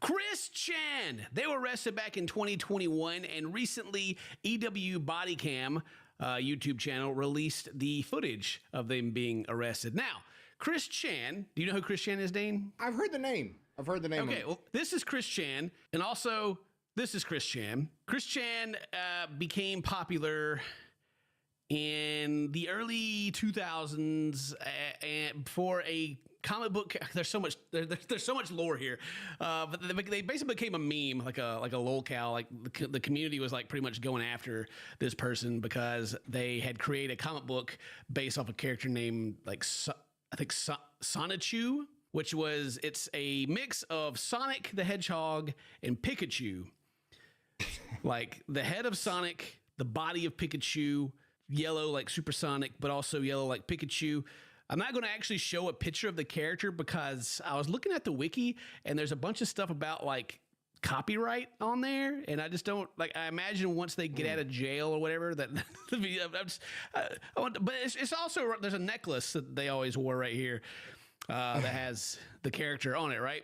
Yeah, and it was basically like Chris Chan had a lot of delusions. It was kind of one of those. They were one of those people that like spent way too much time on the internet, too much time on the internet.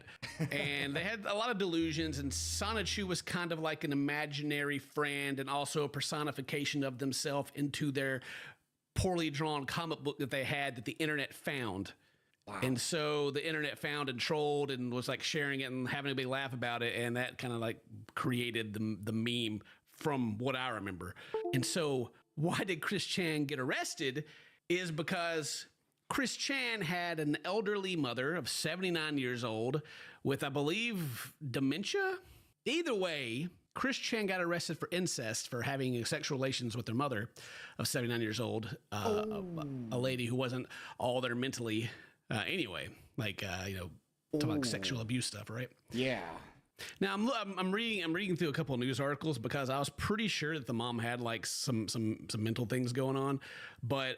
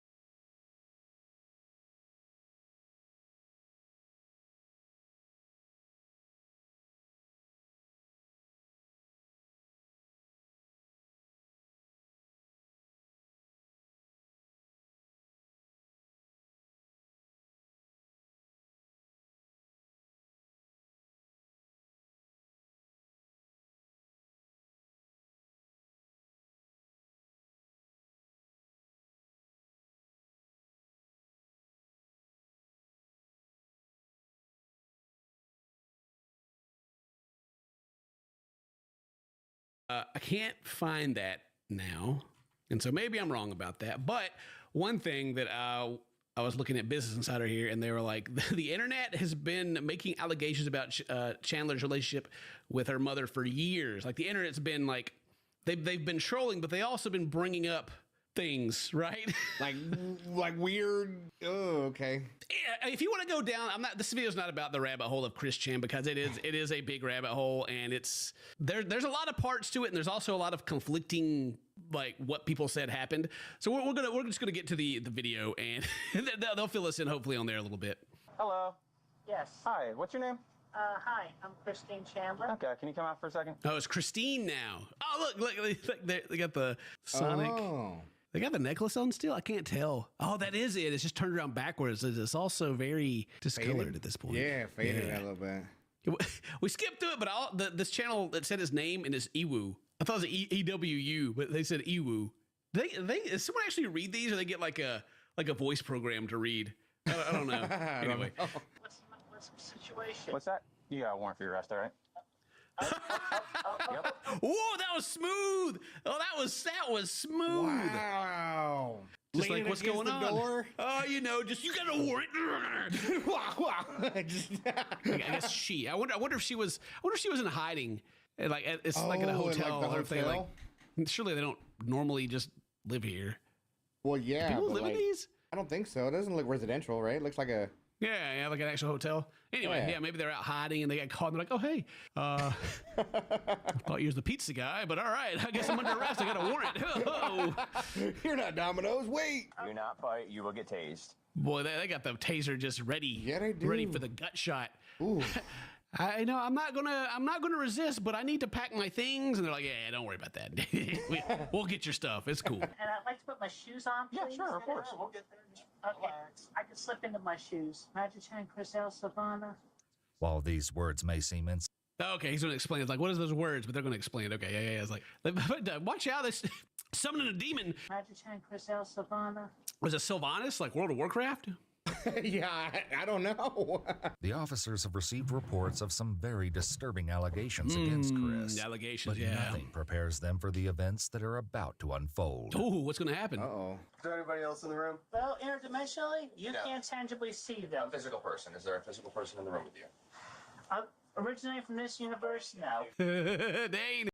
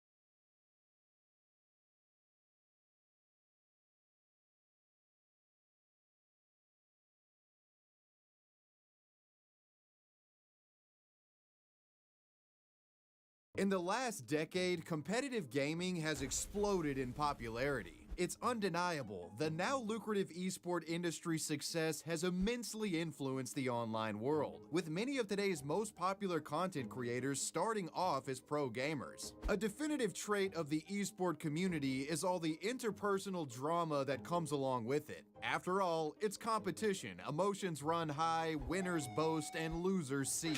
And generally, this beef ends in nothing more than a Twitter squabble. But unfortunately, in a handful of instances, a player's insatiable drive to win has ended in tragedy. And it's these disturbing cases that we'll be looking at today. From a Call of Duty player turned sword-wielding killer to a PlayStation 4 robbery turning deadly. From a professional Madden player committing a mass shooting, these are the esport murders.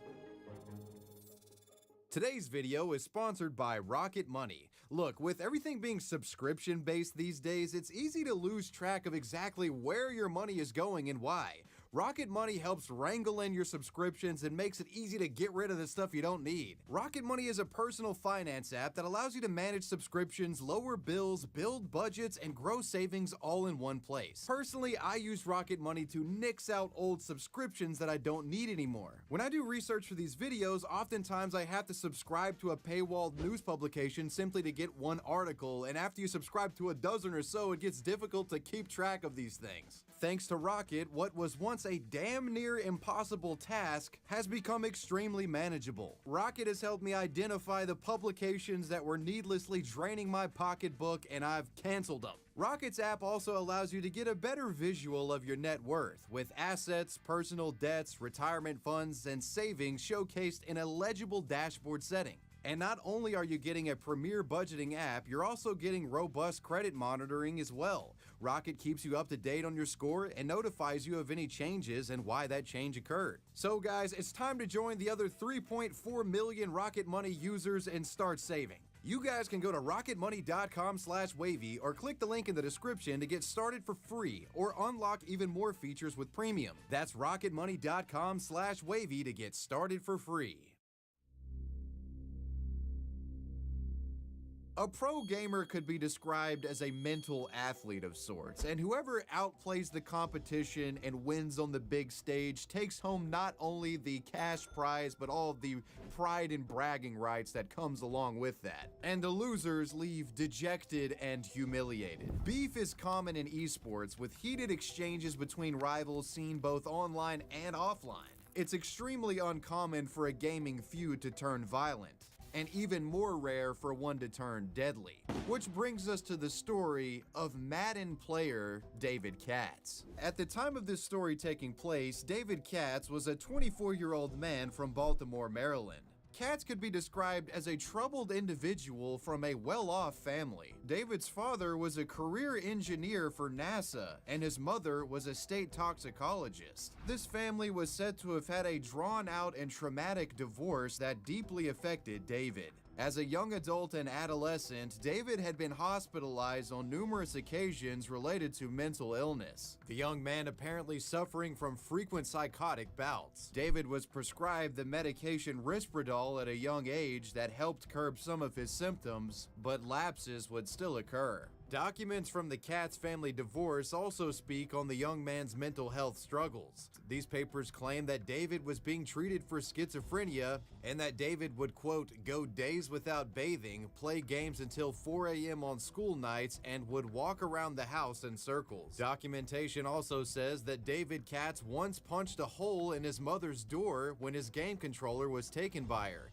He also frequently threw tantrums that ended in him curling up into a ball and crying. David struggled with mental health throughout his formative years, and only one thing really brought the young man joy, that being Madden. As a child and teenager, David found refuge in the Madden video game franchise, playing these games religiously hours upon hours a day. In the Madden community, David would become a feared competitor. and was known throughout the community by his various gamer tags, including Ravens Champ, Bread, and Texas Have a Heart Attack. David would eventually begin entering Madden tournaments and found success in 2017 when he won the Madden 2017 championship.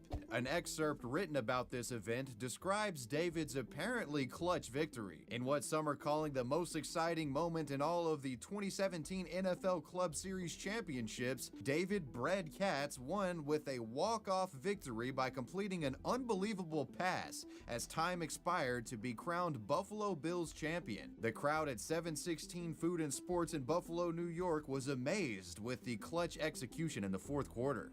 17 players would like to go for it. I'm about winning. By any means necessary. And he's Go! Brandon Cooks, he's got the speed. Does he have enough juice? Last play of the game. Oh my goodness! Touchdown, the young man from Columbia, Maryland. The last play of the game, and he gets it done. It's a touchdown.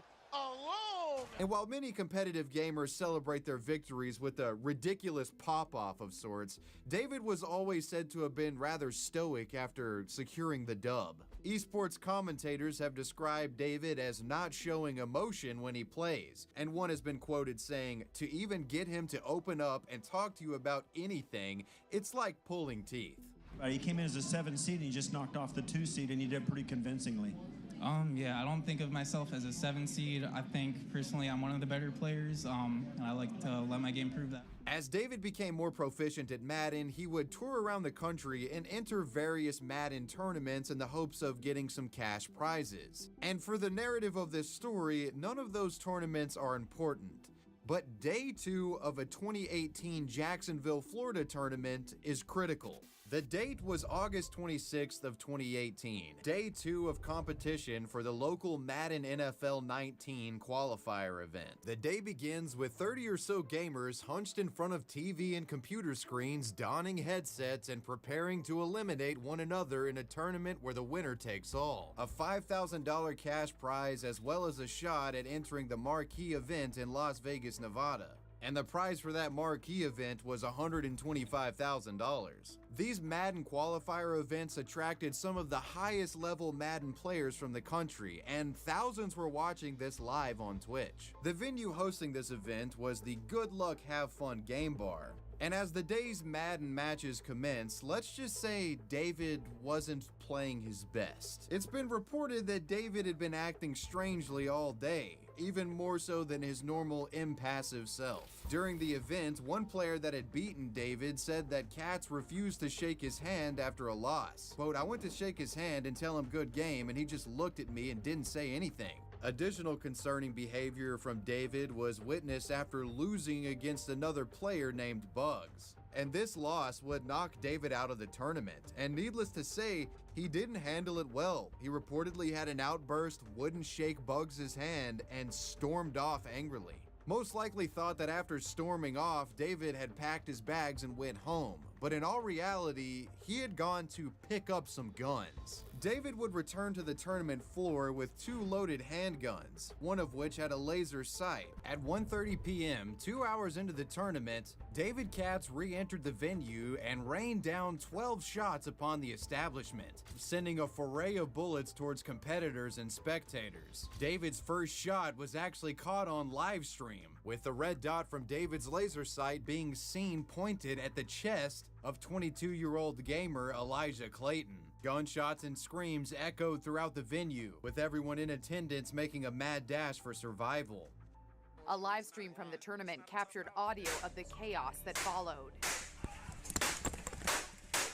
Oh, what are you shooting with? Tables were flipped as contestants hid from David as the shots rang out throughout the rooms. Some of those who made it to cover would make frantic calls to 911, prompting a police and SWAT response to the ongoing active shooter situation. Sheriff deputies arrived to the Madden tournament around 1:36 p.m. What followed was a standoff of sorts, with some people who had actually escaped the event live tweeting the situation on Twitter. "I got out. Police escorted me. I'm done going to any Madden events, not EA majors with security." Eventually, gunfire from inside the venue would stop. That being because David had taken himself out. Officers and firefighters would then begin a methodical scan of the building for victims, and they would soon discover the bodies of the deceased. Those individuals being 27-year-old Taylor Robertson, 22-year-old Eli Clayton, and David Katz himself. Authorities would go on to discover another 11 wounded individuals who would all survive. One of these survivors had actually been shot in the chest, but luckily was stabilized due to the fast response time from authorities, EMTs, and fire departments. The sheriff's department held a press conference and gave updates on what had happened. Later that evening, family members of the surviving victims tweeted out updates to show that the survivors were in stable condition. EA Sports would put out the following statement in regard to the shooting. The tragic situation that occurred Sunday in Jacksonville was a senseless act of violence that we strongly condemn. Our most heartfelt sympathies go out to the families of the victims whose lives were taken today and those who were injured. All of us at Electronic Arts are devastated by this horrific event, and we also join the community in thanking the first responders who were quickly on the scene. Our focus right now is on those affected and supporting law enforcement as they continue their investigations into this crime. This became an international news story, and the country came together to support those who had been involved in this shooting event. In one interview, a man who was present at the shooting itself, Toshiba Sharon, would say that he wanted the families of Eli and Taylor, the deceased victims, to know that they didn't die alone, and that they died with family. That family being the Madden community itself. I just wanted to pay my respects to the family and just let them know that their family member didn't die alone. They died with family.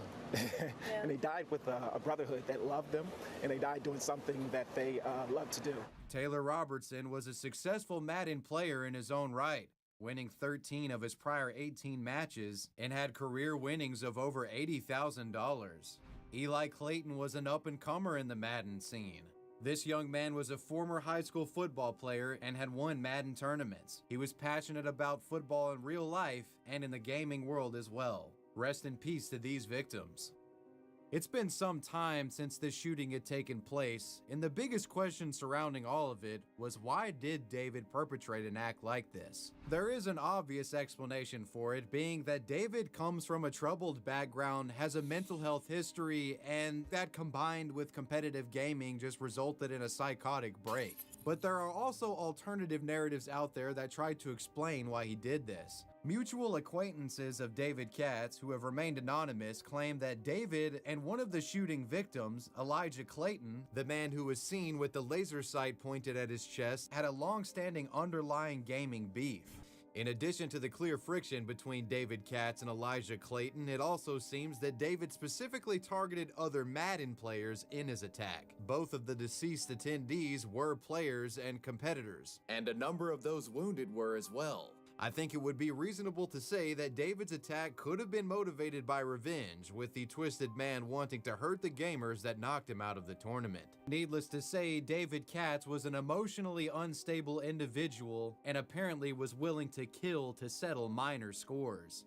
On October of 2019, Jacksonville Landing, the greater location of where the shooting took place, was completely demolished. While the venue may be gone, its destruction won't erase the memory of what happened the morning of August 26th of 2018. That was the David Katz story.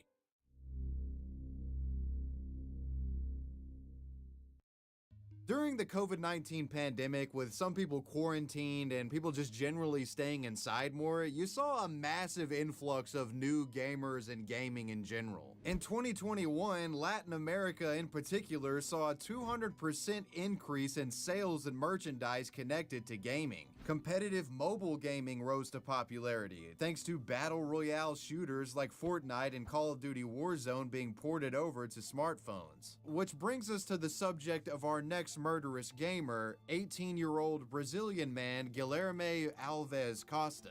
Guilherme played Call of Duty Mobile competitively under the name Flashlight for the gaming team Gamers Elite. As far as the man's bio information, Alves was said to have come from a loving family, with his mother describing him as a good boy. However, Guilherme was not without struggle. This young man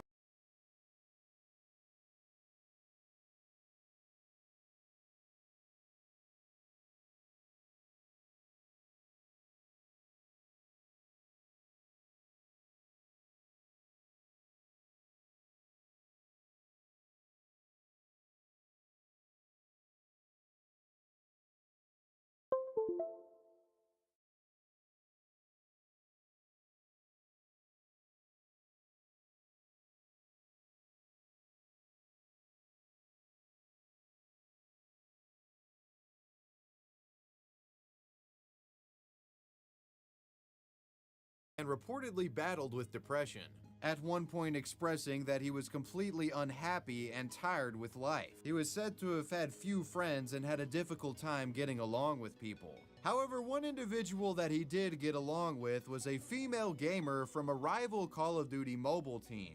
While playing COD Mobile, Guilherme met 19-year-old Ingrid Oliveira Bueno de Silva, who went by the alias Soul online. Ingrid competed professionally for a group of players called Fantastic Brazil Impact, the team frequently competing against Guilherme's team.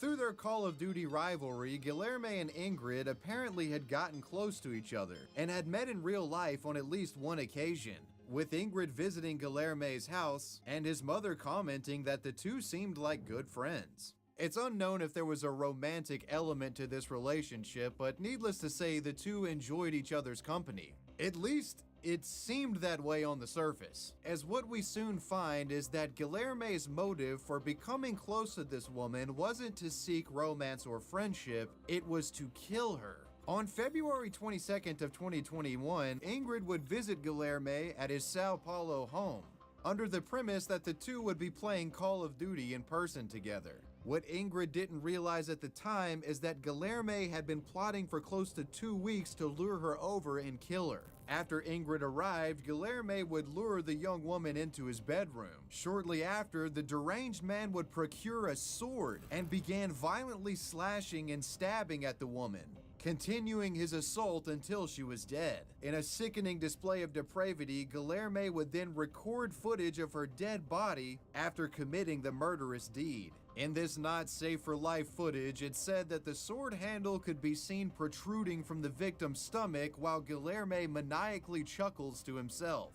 This gruesome footage was later uploaded to a WhatsApp group that Guilherme's gaming friends used. Guilherme comments, "You're thinking it's ink or that it's editing or something, but it's not." In this grisly video recorded by Guilherme, he would also add some commentary, claiming that he had written a 52-page manifesto that would explain why he committed his killing, but he didn't elaborate on the motive directly. "I really killed her. Got it? I've got a book too. I asked some people to share it. I hope you read it. It contains some truths." Bom, vocês estão achando que é tinta, que é montagem ou algo do tipo, mas não, não é. Eu realmente matei ela, entendeu? E, bom, eu tenho um livro também, pedi para o pessoal estar divulgando já esse meu livro. E é isso aí, eu espero que vocês leiam. Tem algumas verdades. The gamers in the WhatsApp group who were sent the video and the messages from Guilherme would immediately contact police over the matter. Meanwhile, Guilherme would flee the scene of the murder. His brother would arrive home shortly after, found the dead body, and called police as well. Surprisingly, authorities wouldn't have to go on any manhunt to find this killer, as Guilherme turned himself in. Arresting officers noted that Guilherme seemed relatively calm about the matter, also stating that he seemed to understand the seriousness of the situation. When they asked what his motive was, Guilherme stated, quote, "Because I wanted to." Mas por que você fez isso? Porque quis? Você tá rindo de uma situação, Guilherme. Você matou uma menina novinha, Guilherme. Por que você fez isso? He would inform police that his killing was premeditated and had been meticulously planning this murder for close to 2 weeks. After his arrest, authorities would search Guilherme's home and found the 52-page manifesto that he referenced in the grisly video. This manifesto was titled My Dictionary, and in it he claimed that the killing of Ingrid was done as a methodical attack against Christianity. The details of exactly what Guilherme meant by this isn't exactly clear. His writings were said to have consisted of incoherent ramblings, loosely detailing his depression and dissatisfaction with life. It has been reported that Guilherme mentions wanting to attack a Christian church in the manifesto. A psychoanalysis performed on Guilherme would reveal that the man suffered from a persistent delusional disorder and antisocial personality disorder. Outside of this, the only other clues to his motives comes from a statement that he gave to an arresting officer. Quote, "She crossed my path. And outside of that and what we've previously discussed, that's really all that's known in terms of motive. Sometime after Guilherme's arrest, Gamers Elite, his gaming team, would issue a statement to local media, stating that the team's leadership had never met Guilherme in person and that the team members were appalled by Guilherme's actions. Most players said they had never even seen his face until the video was sent to them. As the news spread online, many took to Twitter to voice their opinions regarding the incident, with most paying tribute to Ingrid and expressing their condolences to her friends and family. Eventually, the man was set to face trial for his killing. Guilherme's defense team would hire a psychiatrist who diagnosed him with persistent delusional disorder and antisocial personality disorder. On August 15th of 2022, Guilherme Costa was found guilty for aggravated murder and he was sentenced to 14 years in prison. Curiously enough, it's been reported that the reason Guilherme got 14 years instead of life in prison is because a psychiatrist had found him to be semi-imputable, meaning a medical professional had determined that a delusional state contributed to the killing and Guilherme wasn't fully of sound mind when he perpetrated his crime. In a sad case involving a delusional psychopath who simply wanted to kill, that was the story of Guilherme, the Call of Duty mobile killer.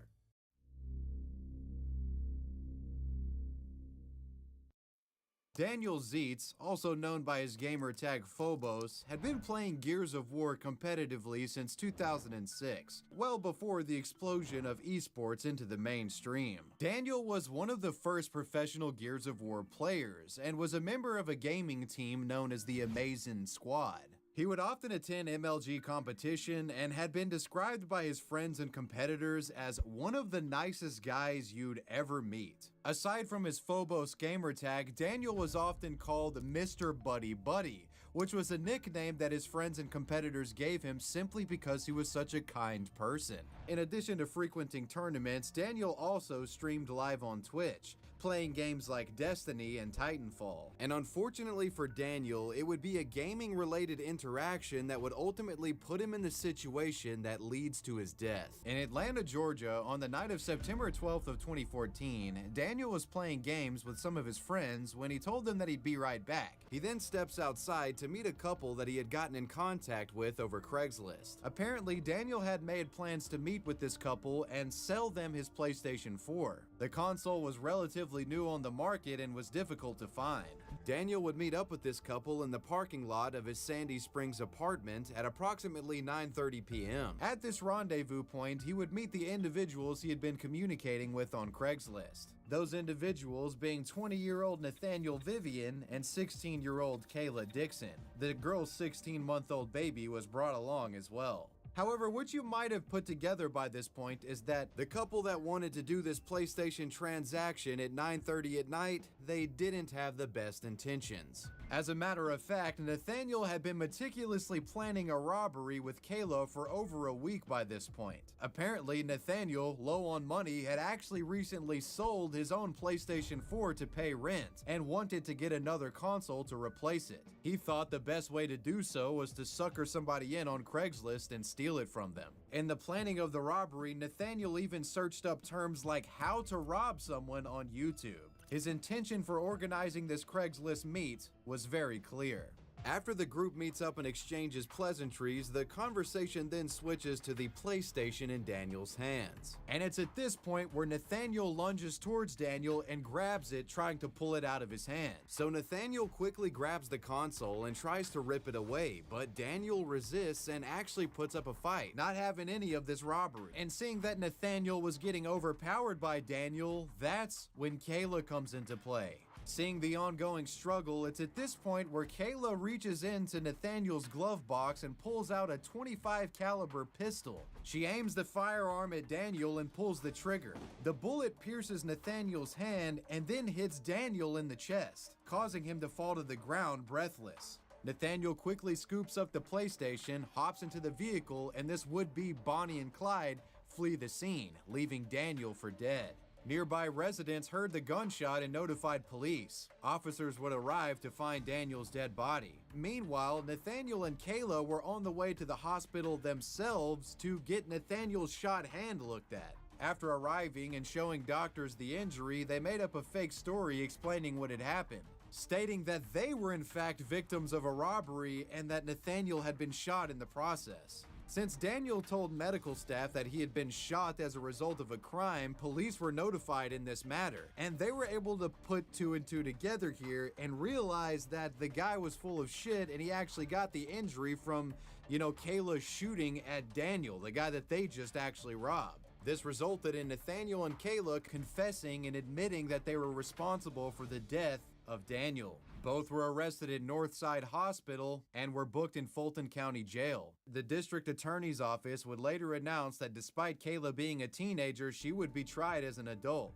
And before you knew it, these botched robbers were facing murder charges. With Daniel being somewhat of a popular figure in the esports community, news of his death spread quickly. KL Arctic Smith, Daniel's friend, teammate, and the last man to ever speak with him, set up a GoFundMe account to help with funeral costs. This GoFundMe eventually raised close to $23,684. KL Smith also made a tribute video expressing his sorrow for losing his friend as well. One of our teammates was basically robbed, and he resisted the robbery and was shot and killed.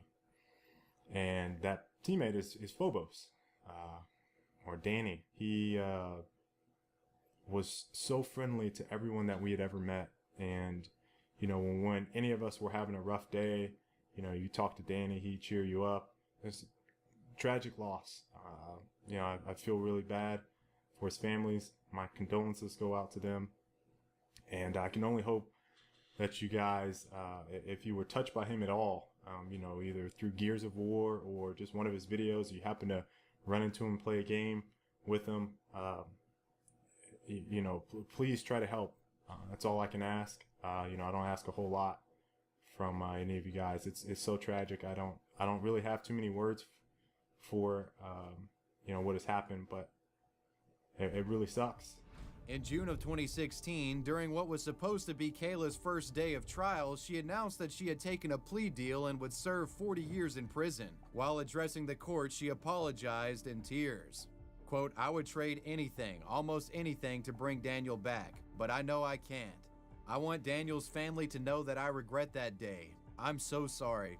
I ask that God heals the hearts of Daniel's loved ones. I know I'm facing a long time away, and I hope one day my apology will matter." In August of 2016, during Nathaniel Vivian's trial, his defense attorney placed the blame on Kayla. Quote, "Everyone's testimony today never had Nate touching the gun, only that Kayla had the gun, took it out of the glove compartment, and shot. However, the prosecutors argued that Nathaniel held responsibility as he was the one that planned the robbery and was the one that first attempted to take the game console from Daniel. Quote, "They methodically planned to steal a $280 PlayStation, and that's what they did. And the death of Daniel Zietz was a direct result of that." On August 17th of 2016, Nathaniel Vivian was found not guilty of malice murder, but was found guilty of felony murder, armed robbery, and several other charges. He was sentenced to serve life in prison. Daniel's parents spoke out to say that they were relieved to find out both culprits were being held accountable for the murder. "It came out the way I think was fair. It was a real tragedy 2 years ago. It's a tragedy today. Forgiveness would be a long, long time away, a long road away, because we've lost our son and he's lost his entire future."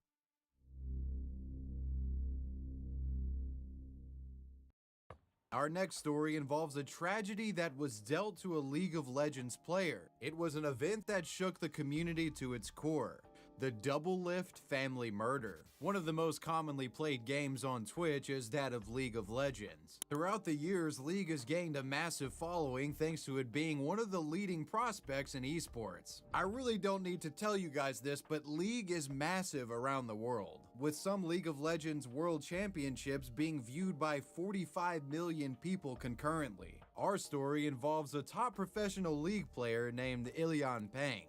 Ilian, who goes by the in-game moniker Double Lift, has been playing professional League since about 2011. He was born in Mission Viejo, California in 1993 and was the middle child and younger brother to Eong Pang. Ilian got his start in gaming playing games borrowed from his older brother. Eventually, Ilion would inherit his older brother's computer, and that's how he gets into League of Legends. Ilion was a natural at the game and thrived in its online competitive scene. His success at the highly competitive title eventually caught the attention of Counter Logic Gaming, a professional esports organization. And Counter Logic would give Ilion, aka Doublelift, his first big break in the esports scene, signing him to their gaming org. He was now a pro gamer. Despite having success in-game, personal struggles existed in Doublelift's life. In particular, the young man's parents weren't supportive of his gaming career choice and felt like he was pursuing an esports career against their wishes. They wanted him to go to college and get a more traditional job. Ilion was resistant though and wanted to prove to his family that gaming could bring in the big bucks. In 2011, Ilion was invited to his first major League of Legends tournament overseas, the tournament taking place in Sweden. His parents were strongly against him attending and even allegedly said that if he went, he would die. But eventually they would allow Ilion to go to this Swedish tournament, and that's thanks to Ilion's older brother Ehong talking them down and talking some sense into them and making them realize the opportunity that their son had. Ilion has once reflected on this moment, stating, "I think my older brother is like the most influential figure in my life." Thanks to his older brother, Ilion was indeed able to travel overseas and compete in this gaming tournament. But as soon as he got back, they continued hassling him regarding his desire to be a professional player. This hassling eventually resulting in a massive verbal argument with Ilion's mom calling her son lazy and worthless and kicking him out of the house for good. After being kicked out, Ilion would take to Reddit and vented his frustrations to his fans. In this post, Ilion states, quote, "My mom is a first-generation Chinese immigrant and she basically adheres to every single Asian parent stereotype out there." Ilion's Reddit post detailing him getting kicked out because of his pro gaming aspirations would go somewhat viral. Fans and Redditors would chip in to get the now homeless League star back on his feet, in an amount that totaled over $1,000.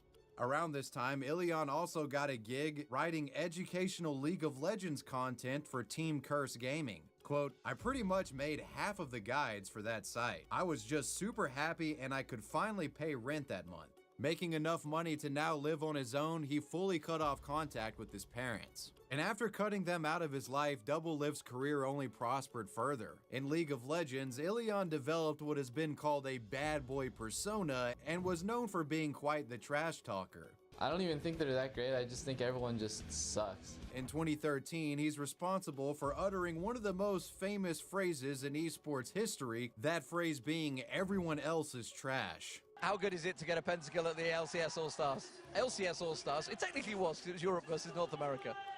Everyone else is trash. Right here on the show. Everyone else is trash. Thanks to numerous league tournament victories, Ilion, aka Doublelift, would become a superstar in the esports industry. But as years passed and Ilion became more numb to the fame and money, he began getting curious in regard to what his family was up to. In a 2015 interview done with Machinima, Doublelift said that he eventually would like to go back to his parents and just be a son again. I don't have to butt heads with my parents every other day. That's so stupid. I can listen to them a little bit and still do my own thing sometimes, instead of have all this conflict and like built up tension and stuff like that, so that neither of us are happy. I just want to go back to them and just like, just be their son one day, you know? Just be like, okay, I'm your son and I'm doing well. But right now I can't do that, I'm too busy. And around this time, it said that Doublelift reached out to them and was able to come to a sort of tentative peace with them. Quote, "Today I realized I still love my mom. Guess family really is forever.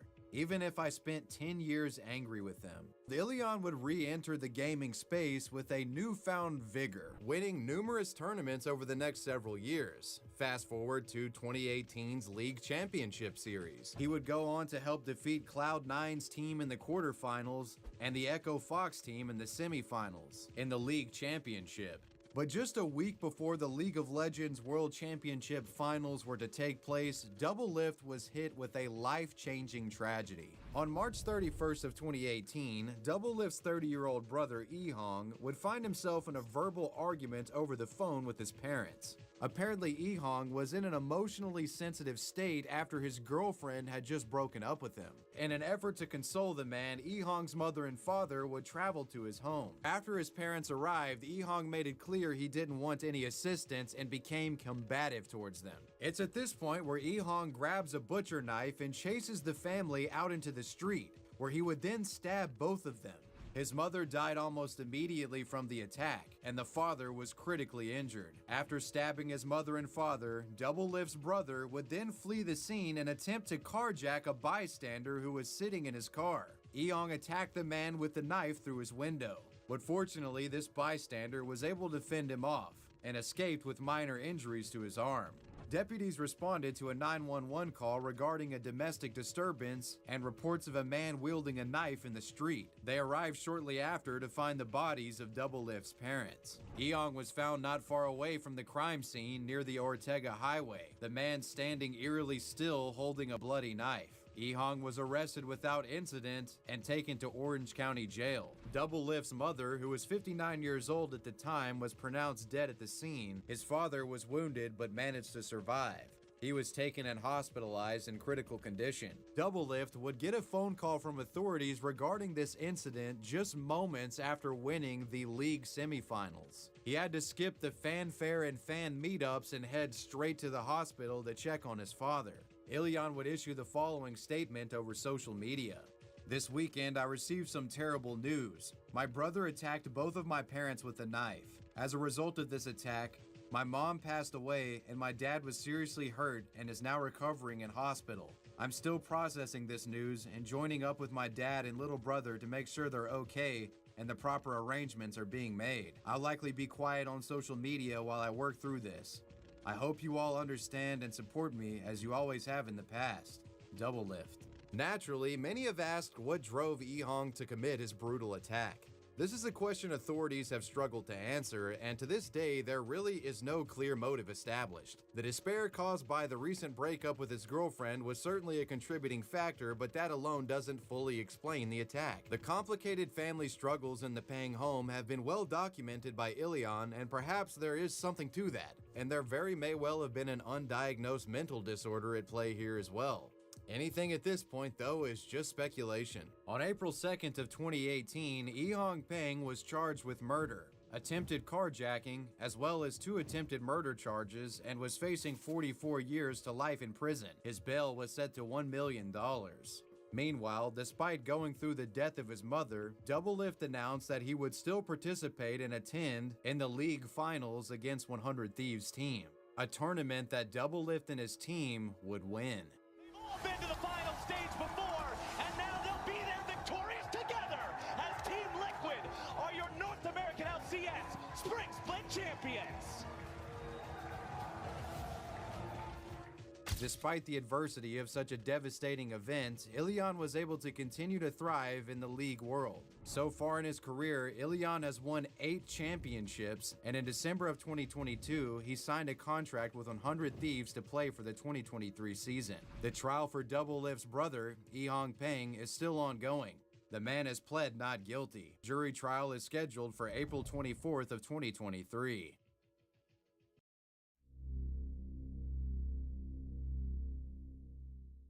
Our next story involves a group of Filipino Dota players who traveled to a Dota tournament, with some of them not returning alive.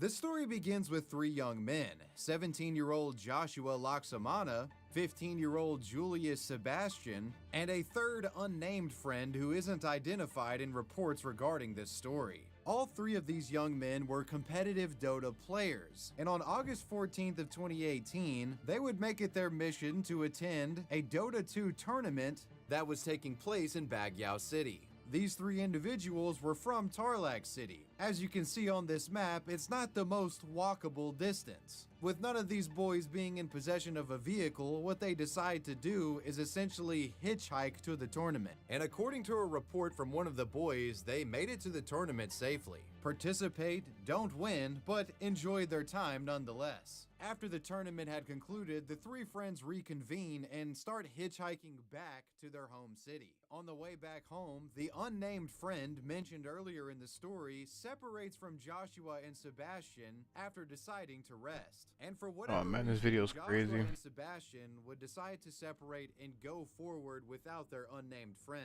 And little did any of these young men know, this would be the last time any of them would see each other alive. Curiously, the third unnamed friend who had waited back behind Sebastian and Joshua, he had arrived back to Tarlac City before Joshua and Julius Sebastian, despite taking a long break and obviously would be trailing behind. Naturally, this friend started to get concerned that something had happened to Sebastian and Joshua after they had separated. Joshua's mother, Christine Pascal, wasn't initially concerned, as she noted that sometimes her son would leave home for multiple days at a time when attending these tournaments. But 5 days would pass, and Joshua nor Sebastian had returned home, and it's at this point where she really starts to get concerned. It's at this point she alerted authorities that her son Joshua was missing. And well, to the mother's surprise, not only did authorities already know what happened to Joshua, they had a full story alleging what her son happened? of being a criminal. Police would detail a narrative of events, proclaiming that on August 17th of 2018, her son stole a motorcycle only to be caught in a police checkpoint. They claim that Bro. at this checkpoint, Joshua pulled out a pistol and shot at officers. What resulting in the- policemen bro, what shooting the- back at him, killing him in the process. Filipino police also claimed that they found a satchel filled with illegal drugs on the Bro, was this guy man's selling body. drugs? In addition Looking like to a this almost crook? Hollywood action movie style story described by police, they claimed that Joshua wasn't an innocuous Dota gamer, but instead was a notorious wanted burglar. They even claimed that they identified him as wanted The Dota burglar players, by bro. a tattoo that was on his hand. That tattoo in question being the Queen of Pain from Dota 2, the game that Joshua played professionally. Not the kind of ink you would expect from a career criminal. Yeah, And for real, as for far real. as Joshua's friend Julius Sebastian, he never returned home either, and Yeah. is still missing to this very day. Yeah, they probably got his Joshua's ass. mother was then given funeral instructions and was allowed to see the body of her deceased son. Her son's body was riddled with bullets. Needless to say, the mother had a lot of questions and felt the story described by police to simply be impossible. The mother claimed that Joshua didn't know how to drive or operate a motorcycle, and stating that her son would never steal or deal with drugs. You don't She know who your became kids are, bro. suspicious and believed that perhaps police malpractice may have been the cause of her son's death, thinking that police had misidentified him for an actual wanted criminal and killed him by mistake, then planting drugs on his body to sort of corroborate some bogus story. It's important to note that the authorities in the Philippines are allegedly some of the most corrupt Crooked, yeah, institutions in I the guess. world. There are many reports of national police officers engaging in criminal activities such as extortion, corruption, and involvement in local rackets. Policing in the Philippines has become so poor that many businesses can't even rely on them for protection and have to hire private security. Yeah, Another contentious that I heard issue about. surrounding Filipino policing Oh, is their war 8,000, against yay, drugs. we're coming Human up rights on groups regular have found odds. that police officers routinely plant evidence on the bodies of gunned-down alleged drug users and dealers to help justify their use of deadly force. It's been suspected that perhaps Josh was mistaken for a wanted criminal and was killed due to police negligence, and in a wrong place at the wrong time situation got gunned down by police. Knowing the history of corruption coming from these authorities, Joshua's mother wouldn't give up in the quest to prove her son's innocence and taking on the police force that allegedly murdered her son. Thanks to rigorous scrutiny from Joshua's mother and several legal advocates, in February of 2019, 6 police officers allegedly involved in the shooting of Joshua Laksamana were hit with murder charges. Oh, This crap. investigation also targeted a police supervisor for allegedly obstructing justice. This case had legs and apparently went from a local task force responsible for police corruption and traveled all the way up to the Supreme Court. But unfortunately for Joshua's mother and the advocates of this case, the charges were dismissed with no room for appeal. That is Naturally, crazy. Josh's mother was devastated and felt that police had murdered her son and gotten away with it. The woman's only remaining hope in seeking justice in regards to this matter lies with the International Criminal Court. Yeah. There's an ongoing probe into the Filipino police's conduct that involves Joshua's case. She hopes that the ICC will prevail. And to this day, the truth of what really happened to Joshua Laxamana and Julius Sebastian remains a mystery, with police sticking to their original story and international investigations attempting Whoever's in the chat, you wanna watch something? Any recommendations? Those were the esport murders. Let me know what you guys thought about this video down below in the comments section, and let me know.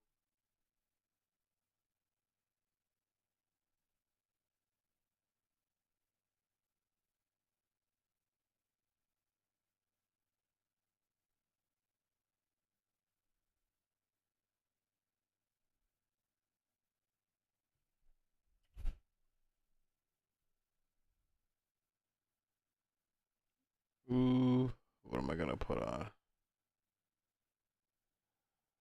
Be down for this, I guess. Let's continue the game then. We've been playing for 10 hours, 11 minutes. We've caught 21 Pokemon, which is half of the Pokemon in the entire game, pretty much. But yeah, you can see our team right now. Level 36, 37, 41, 40, 40, 32. We just caught Suicune, I think. Let's get into this. Yeah, we were chasing one of the people that we just defeated. One of the bad people. All right, yeah, okay. This was the right way. Now we go down these stairs, which we didn't visit before. Okay. There we go. She's running. She do be running. Has he gotten to Ein? I have not yet got to Ein. Yeah, I think this is our first battle. There were other spies. You're not getting past me. Apparently this person was a spy. So you can see Suicune as our shadow Pokemon. We're trying to purify it. Pretty straightforward. Gligar. That's probably going to be a shadow Gligar. Did I call it or did I call it? So this is what I mean. There's no wild Pokemon in this game. It's only trainer battles and it's only double battles. Boom. Boom. Easy catch, baby. Easy. Caught Gligar. I am trying to catch all the shadow Pokemon. I'm not going to use them, but I just want to catch them just to prove that I can. Yes, go cry. Come on, coming up on odd. Yeah, I think we might be Something spawn.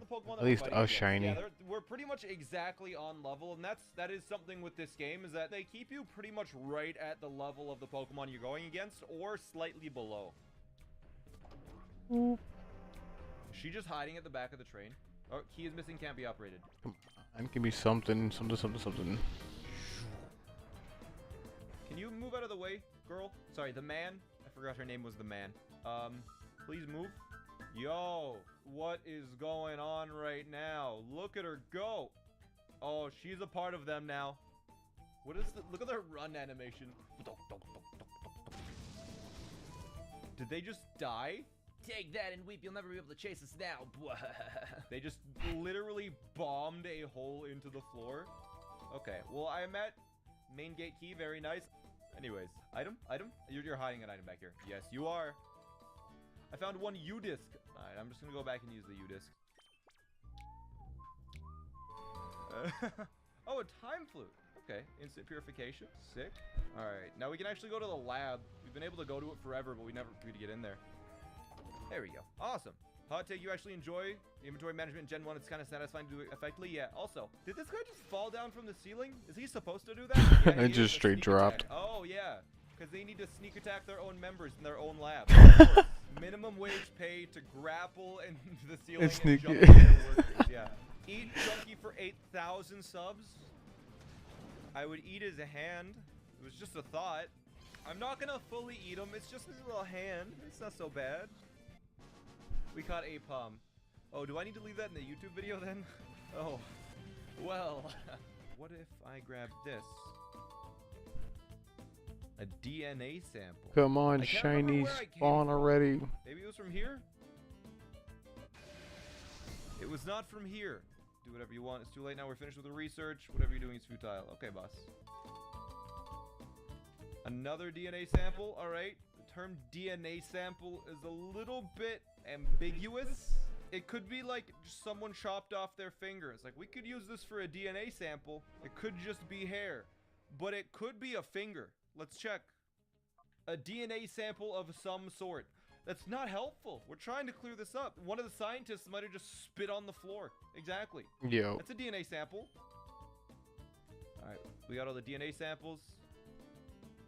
Oh, we get to figure out what the DNA is. It's an analyzer. Okay. It's a Raikou. Raikou spit on the floor.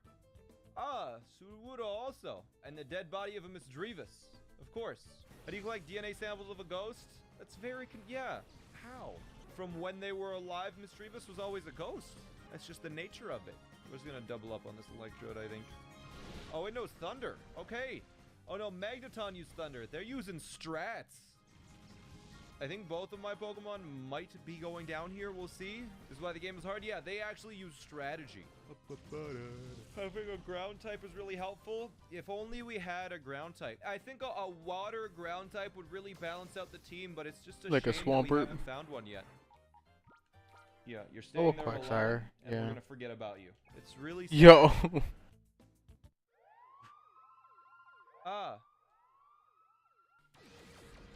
Vibrava. I would totally take a Vibrava, and I'm sorry, Winter, you'd be gone. Vibrava. Nice. It's like 2 levels from evolving. That's basically what I'm Flygon going is for so next. cool. Try and I think I might pinch. use my flute on the Vibrava. I think we have some rare candies as well, so we can just evolve it immediately with all of the items we have. 1, and 2, and 3 wants to be captured. First try. Easy. And we get to listen to this a little bit more, because I am going to switch up my team right now. I think it looks like our Suicune is almost ready as well. What is a Dragon Fang too? Nice. So we're gonna go purify the maybe 2 of our Pokemon. We'll see. So now we're gonna use the Time Flute. Use Vibrava. What do we name them? There's Celebi. Instantly purifying it. I'm gonna name it Flawed. I like Flawed. He looks so happy, just vibing. What are you naming Suicune now? Name it Pearl. I like Pearl actually. Yep. Level 41. Aurora Beam. Yes. Okay. Now we are going to... I'm fairly sure we have rare candies. Yep. I want you to watch its attack stat closely. Its attack stat is 75 right now. And what? It's evolving. We got a Flygon. It was at 75 attack. Its attack is now 102. Now that we have our Pokemon, Flawed is actually our highest level Pokemon. Flawed and Pearl, they're gonna do some damage. Did I save? I don't know if I saved. Whatever. Wow, I'm really coming up on this right okay, now. We triggered a major cutscene, I guess. Good. The disk has been scrubbed of all the data. Is this 8194, right? Uh-oh. Cypher Admin 9. 8192. We'll be fine. Huntail, Golbat, no problem. Oh, it's level 48. Yikes. I imagine this one's gonna have Raikou, so I need to keep Flawed alive. We'll see. I didn't even take out Golbat. Wow. Okay, Rain Dance. That actually helps me. Huntail has Swift Swim. So we're gonna switch out Flawed to Starbit. And I'm going to Surf. It might seem weird, but I think Surf is gonna do the most damage because now that it's raining. So he's using Surf on me. That's chill. Starbit will take a lot from that. Oh my god. Starbit's almost going to get taken out from that. Pearl is using Surf. And Golbat goes down here. That does not do lots. It sends out Lantern. Water types, man. Okay. I'm going to use a Hyper Give me Potion on something. Starbit, I'm going to because lose I my think it's worth it. sanity. There's so many of these types. I think Lantern is going to use Thunder on Pearl. So I'm going to switch in Flawed. Huntail's going to use Surf still. But if I switch here... No, it is use Confuse Ray. Okay. On Starbit, that's good. Oh, they both use Confuse Ray. That is quite annoying. But we're gonna double up on Hunter. My luck was so much better for my Makuhita. To take me out. We'll see if they both use Surf. We'll be fine even if they both use Surf as long as Bro, they at this hit point, I already had found 3 Pokemon, 3 shiny. Hydro Pump. That's the one that I wanted to get hit. That's fine. No, it isn't. That's the one that didn't get to attack yet. I am dumb. Wait, whoa. Idea, is the rain about to stop? Does it stop this turn? No, it does not stop this turn. That was a mistake then, because I'm going to use Sunny Day, and I'm going to Dragon Breath. Oh, and use Confuse Ray, the idiot! Yes! Oh my god, he just hits himself in confusion over and over, dude. You idiots! You had a chance, Arv! Miss. No, it can't miss. Can it miss? Anyways, sorry, Arv. You did your best, kiddo. The rain stopped. Well, finally the rain stopped. Okay. Revival Herb. We got to use that on Arv. And we need Lemonade on you. They might both use Rain Dance. Crazy. That was still one of the harder games of the series. Yeah. Good time, though, with that game. Surf again. I got to replay them soon. Claude is going to use Dragon Breath on the Huntail. Just attack, please. It's going to do quite a fair amount to Flawed, but we have the items snapped out. Excellent. Finally hits a move. That'll do a good amount, right? Not bad. Not bad. Okay. Stop calling me. Surf really doesn't do much to these water types, huh? Infuse Rays again. I'm starting to think it doesn't have an electric move, but it has to have Thunder. Switch Serena in here, just in case it does use Thunder, and then we're going to do that to Huntail. God, that's annoying. Hurt yourself. Okay, it does have Thunder. That was a good switch. Espeon can take that. Wow. Paralyze. Full restore on Espeon, maybe. That's awesome. That is really nice, having that be paralyzed. So we'll heal Serena, and then Serena can attack immediately after. Okay, use Psybeam. Ooh. Took the Huntail out. It's level 47, by the way. Using Hydro Pump. Don't use it on Flygon. Ugh. Bro, I'm gonna be so sad if I don't get a shiny by 10,000. Oh my god, I'm gonna be so sad. Decimate this Altaria. I'm pretty sure Altarias are pretty slow. Never mind. No, okay, that didn't do too much. So apparently Pearl is slower than Altaria. You see which Pokemon is catchable? I believe it's the next Pokemon to come out. Should be Raikou. Yep, that's our Shadow Boy. We need to start prepping now to finish off the battle. So I'm going to use a Lemonade so you can take a hit. Nada. And Zilch. I need Yep. to use a Revival Herb on Vlad so we can survive the Raikou. Thunder hits. Sorry, Suicune, you're going down, Pearl. It looks like they don't have Rain Dance as well, which is nice. No more strong Hydro Pumps, but we need to take out Lantern still. So double attack the Lantern, Thunder. Please get paralyzed, Serena, and paralyze the Raikou back. No, not quite. Okay, that's fine. There's a crit. Good. Serena, please attack while you're confused. Ah. Oh, wait. They do still have Rain Dance. Okay. We still have some Lemonades. We're going to use that again. Oh, Please, that's like my last chance I get. And it's starting to run out of Thunders, too. Yes! That paralyzes Raikou. That makes it easier to catch. Sweet.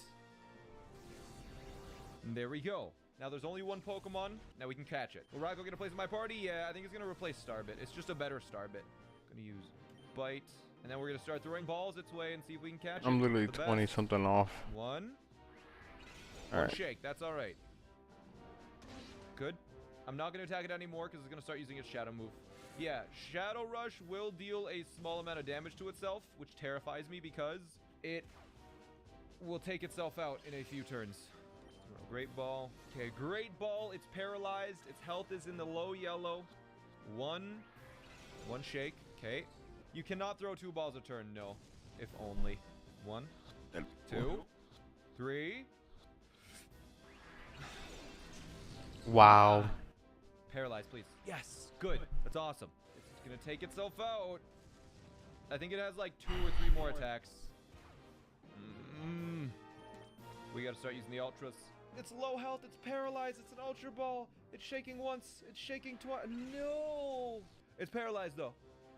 No, it's not. Don't take yourself out. Please be at 1 HP.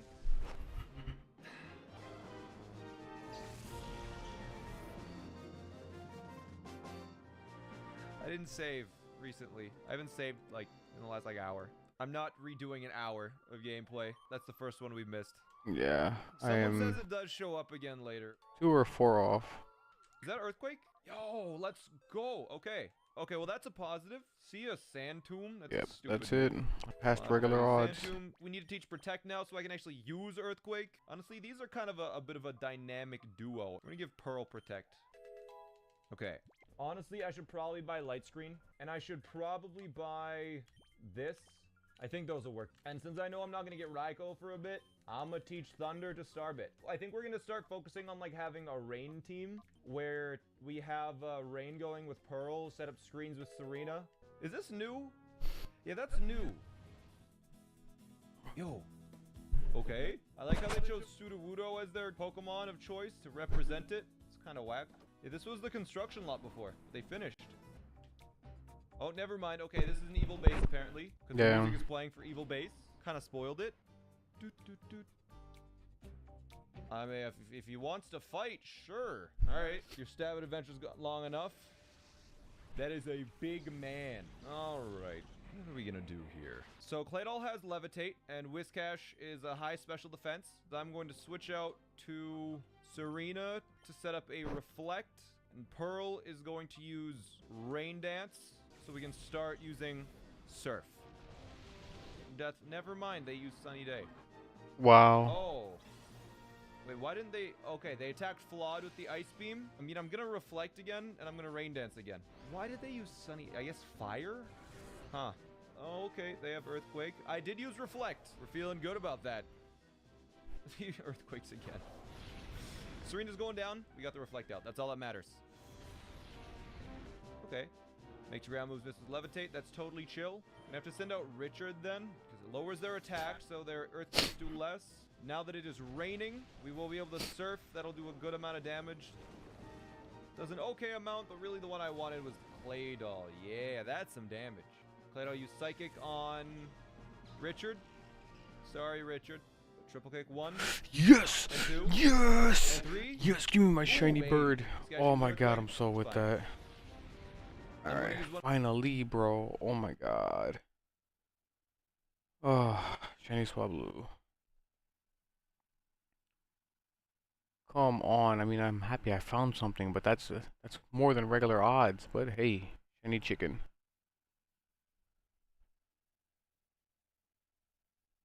Alright. Probably hop off after this.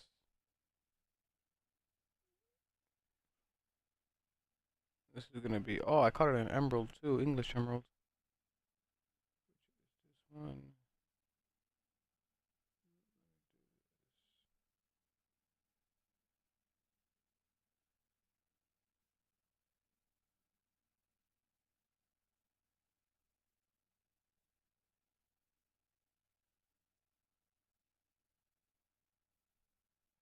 Alright.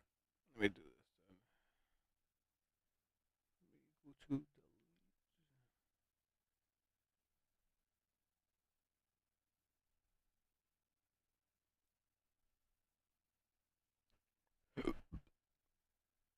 It's gonna be.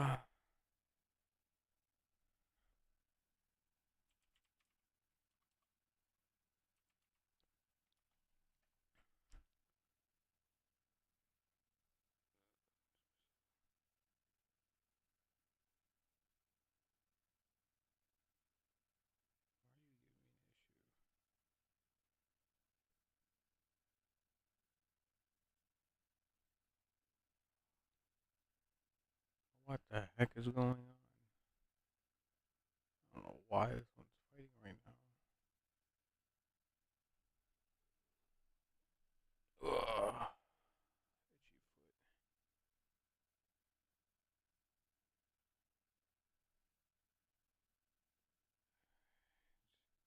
That's fine. I'll do it this way. Pause.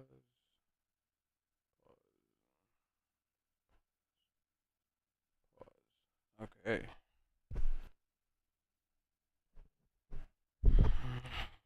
Let's see.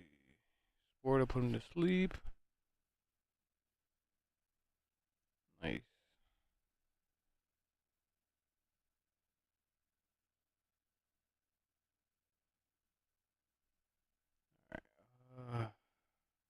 I mean, he's level 17. I should be more than fine.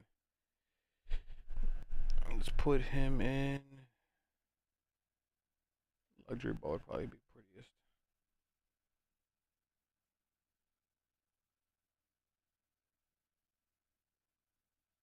Yep, there we go. GG, my boy GG. Let's check this Swablu out. See what we got going on.